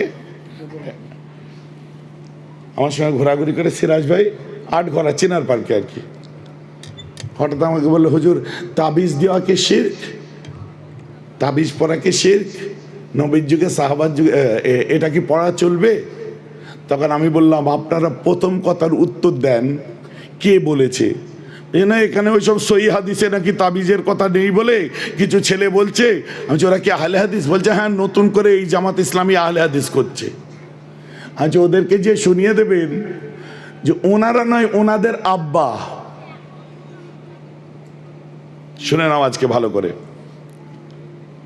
তাবিজ কে দিয়েছে এবং কে কিতাব লিখেছে উপমহাদেশের মধ্যে। অ্যাটেনশন প্লিজ, নোট করো, এটা খুব জরুরি কথা। এই উপমহাদেশের মধ্যে প্রথম আহলে হাদিস, ভারতবর্ষ তৃতীয় বিশ্বে, এক কথায় প্রথম আহলে হাদিস দলটি যারা প্রচার করেছিল, তাদের মধ্যে অন্যতম যিনি, তার নাম হলো নবাব সিদ্দিক হাসান খান। কি নাম? নবাব সিদ্দিক হাসান খান আহলে হাদিস দলটা নিয়ে এসেছিলেন। ইনার নিজের লিখা একটা কিতাব আছে, কিতাবটার নাম হলো কিতাবুত তাবিজাত।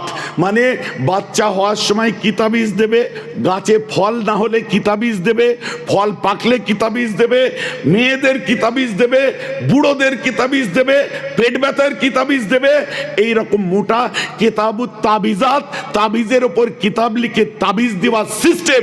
এবারে ওই কিতাবটা পাকিস্তান থেকে আহলে হাদিসরা ছেপেছে। ওই কিতাবটা যিনি লিখেছে, সে আহলে হাদিস দলটা উপমহাদেশ তৃতীয় বিশ্ব ভারতে প্রচার করেছিল। নাম নোট করো, নাম হচ্ছে নবাব সিদ্দিক হাসান খান। অতএব আমরা তাবিজ দিয়ে যদি শিরক কাজ করি, তোমার বাপ কিতাব লিখে কি করেছে আগে সেটা বলো। ভাইজি আমার কথা বুঝতে পারছেন তো নাকি? অতএব সহি হাদিস আমাকে দেখাতে আসবে না। নবাব সিদ্দিক হাসান খান কিতাবুত তাবিজাত কিতাব লিখেছে কি লিখে দেখে নেবে। মিথ্যা যদি বলি জিন্দেগিতে আমাকে আর দাওয়াত করবে না। পড়াশোনা করো। এইবারে আসুন, আমরা তাবিজ কেন দিয়ে এবং গলায় কেন পরি? ওহদের যুদ্ধের পরে যখন মহামারী দেখা দিয়েছিল, like corona, COVID-19, like dengue, as usual যে কোনো মহামারী এক কথায়, তো তখন দেখা দিয়েছিল ডায়রিয়া। বা তখন যে রোগ হয়েছিল তাউন, তাউন বা প্লেগ, ইঁদুরের থেকে একটা রোগ হতো না, প্লেগ, প্লেগ জাতীয় রোগ। তখন যখন আপনার প্লেগ হতো বা তাউন হতো বা ডায়রিয়া হতো, আল্লাহ রসুল বললেন, শোনো আনাস, হুজুর বলছে তুমি আউযু বিকালিমাতিল্লাহি তাম্মা, এই যে আয়াতটা আছে না, এটা সবাইকে মুখস্থ করিয়ে দাও, সবাই যেন পড়ে পানিতে ফুঁক দিয়ে সেই পানি খায়, এটা পড়ে যেন সবাই গায়ে ফুঁক দেয়। বলছে হুজুর অনেকের জেহেন মোটা আর অনেকটা বড়, আয়াতগুলো অনেকটা বড়, এটা যদি সবার মুখস্থ না হয় তখন কি করব? আল্লাহ রসুল বললেন, তখন ওই কোরআন পাকের আয়াতটাকে লিখে প্রত্যেকের গলায় তাবিজ করে ঝুলিয়ে দাও। জোরে বলুন না সুবহানাল্লাহ। এবার বলুন শিরক। শুনুন, ইসলামের মধ্যে প্রথম 10 জনের মধ্যে যিনি ইসলাম গ্রহণ করেছিলেন, আমার নবীজি যখন গারে হেরার মধ্যে ছিলেন, হঠাৎ জিব্রাইল চলে আসলো, এসে আল্লাহ রসুলকে এসে বলছে, মোহাম্মদ আপনি পড়ুন। নবীজি বলছে, জানি না, শুনি না, চিনি না, পড়ুন। কি পড়বো? ইকরা। কেন পড়তে যাব? নবীজি চেনেন না, কেন পড়তে যাব? বুকে করে জড়িয়ে ধরছে, লাগছে কিন্তু, বলছে ছেড়ে দাও, ভেতরে কষ্ট হচ্ছে, ছাড়ো। কি হচ্ছে কি? ইকরা, পড়ুন। হ্যাঁ, চেপে ধরে পড়ুন। কেন পড়তে যাব আমি? কথাটা বুঝতে পারছেন না? ঠিক একটা আচমকা আপনি বসে আছেন পেছনে, আমি যে পাঁজা করে ধরে বললাম, চাচা পড়ো, এরা তুই জুতো খুলে মারবো, করবে না? হবে কি হবে না? তা আচমকা নবীজি বসে আছে, পেছন থেকে এসে বললো, পড়ুন। কেন পড়তে যাও? তুমি কে গো? ঠিক এইরকম ঘটনা। দ্বিতীয়বার বুকে করে জড়িয়ে ধরে বলছে, পড়ুন। ও লাগছে কিন্তু, খুব কষ্ট হচ্ছে, ছাড়ো। তৃতীয়বার বুকে করে জড়িয়ে ধরে বলছে, আল্লাহর নামে পড়ুন। আমার রসুলের চোখ দিয়ে পানি, ভেতরে কম্পন, বলছে আমার জলজালা আরম্ভ হয়ে গেল। আল্লাহ রসুল পড়তে আরম্ভ করলেন, কিয়ামত পর্যন্ত আমার নবীর মতো বড় আলেম দ্বিতীয় কোনো মায়ের পেট থেকে আর জন্ম নেবে না। জোরে বলা যাবে? তা আমার রসুল পড়লেন, থরথর করে কাঁপছে, এমন পাওয়ার দিয়েছে না জিব্রাইল। বাড়িতে এসে বলছে, জাম্মিলুনি, খাদিজা আমায় চাপা দাও, টক টক করে কাঁপছেন। আম্মাজান খাদিজা চাপা দিলেন, ফাজাম্মালাহু। আবার বলছে, জাম্মিলুনি চাপা দাও, ফাজাম্মালাহু। আবার চাপা দিল, জাম্মিলুনি চাপা দাও, ফাজাম্মালাহু। আবার চাপা দিল।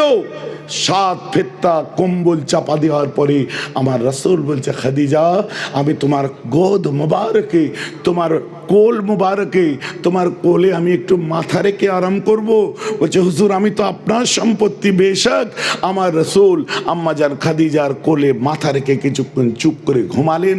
কিছু পরে রাসূল তাকিয়ে বলছে, খাদিজা তোমার চেহারার দিকে তাকালে, তোমার কোলে মাথা দিয়ে শুলে আমি মোহাম্মদ প্রশান্তি লাভ করি। বলুন না সুবহানাল্লাহ। স্ত্রীর কোলে মাথা দিয়ে শোয়া কার সুন্নাত? লজ্জা লাগছে? বিয়ে করতে লজ্জা লাগে না? বউয়ের কোলে মাথা দিয়ে শোয়া কার সুন্নাত বলেন? আমার নবীজির সুন্নাত। অতএব কখনো কখনো বউয়ের কোলে মাথা দিয়ে আপনারা শোবেন, নবীর সুন্নত। কিন্তু শর্ত হচ্ছে বউটা নিজের হতে হবে, লোকের বউয়ের কোলে।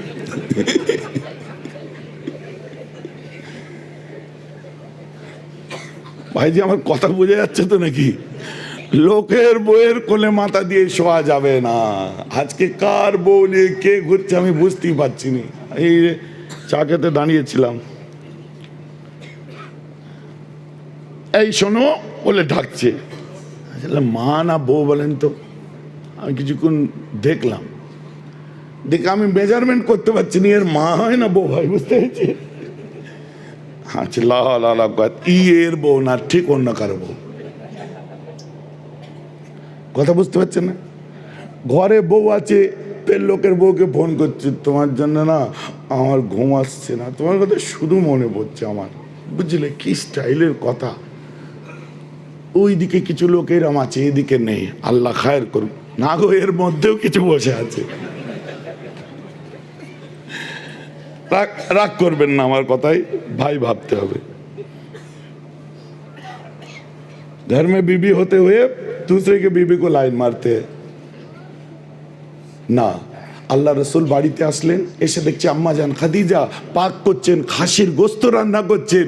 নবীজি পাশে যে দুই পায়ের ওপর ভর করে বসা, মানে আমরা যে উঁকড়ো হয়ে বসা বলি না, আমরা যে কিভাবে বসি গো, উঁকড়ো হয়ে বসা বলে তো নাকি, উবু হয়ে যে বসি, নবীজি পাশে যে বসলেন, আম্মা জান খাদিজার দিকে তাকিয়ে আছে। রসুল পাক এক সময় নিজের পাগড়ি মোবারকটাকে হাতে করে এনে পাগড়ির কোণ দিয়ে আল্লাহ রসুল নিজের স্ত্রী আম্মাজান খাদিজার কপালের ঘামটা মুছিয়ে দিচ্ছে। আম্মাজান খাদিজা আল্লাহ রসুলের দিকে তাকাচ্ছে, আমার নবী আম্মাজানের দিকে তাকিয়ে বলছে, খাদিজা গরমে তোমার কতই না কষ্ট হয়, আমার জন্য তোমার সংসারে কত খাটতে হয় তাই না?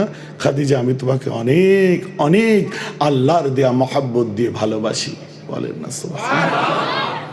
যখন স্ত্রী রান্না করবে মাঝে মধ্যে যাবেন, রুমাল তো পকেটে থাকে না, টিস্যু পেপার থাকে না, হাতের এই আস্তেনটা দিয়ে এদিক ওদিক দেখবেন ছেলেপুলে কেউ নেই তো, আস্তে করে কপালটা মুছিয়ে দেবেন, ঘামটা দেওয়ার পর আপনার স্ত্রী খুশি হবে, সঙ্গে সঙ্গে আপনার ওপরে আল্লাহ 10টা রহমত নাজিল হবে, আর 10টা ছোট ছোট জেনার গুনাহ আল্লাহ মাফ করে দেবে। বলেন না সুবহানাল্লাহ। ছোট জেনার গুনাহ কি বুঝতে পারছেন? রাস্তা দিয়ে হাঁটছেন, দেখে পুট করে চোখ মেরে দিলেন, এটা জেনা হলো, এটা শিক্ষার বদলিস, এখানে লজ্জা করলে হবে না, এটা হলো ছোট একটা গুনাহ, জেনার গুনাহ হয়ে গেল। আবার দেখলেন, খানিকক্ষণ পর আবার একবার দেখলেন, ফের একবার দেখলেন, কথাটা আমার বুঝতে পারছেন না? তো এইরকম ছোট ছোট জেনার গুনাহ মাফ হয়ে যাবে। অতএব নিজের স্ত্রীর কপালের ঘাম মুছিয়ে দেবেন, দেওয়ার পরে সে যে রান্না করবে মুখে তুলে তার একটু তারিফ করবেন, মাশাআল্লাহ তোমার হাতের রান্নায় যে কি স্বাদ দিয়েছে, আলহামদুলিল্লাহ খুব সুন্দর। স্ত্রী খুশি হবে, আল্লাহ আরো 10টা রহমত নাজিল করবেন, আরো 10টা ছোট ছোট জেনার গুনাহ মাফ করে দেবেন। বলুন সুবহানাল্লাহ। অতএব বউয়ের সুনাম করবেন, শর্ত হচ্ছে বউটা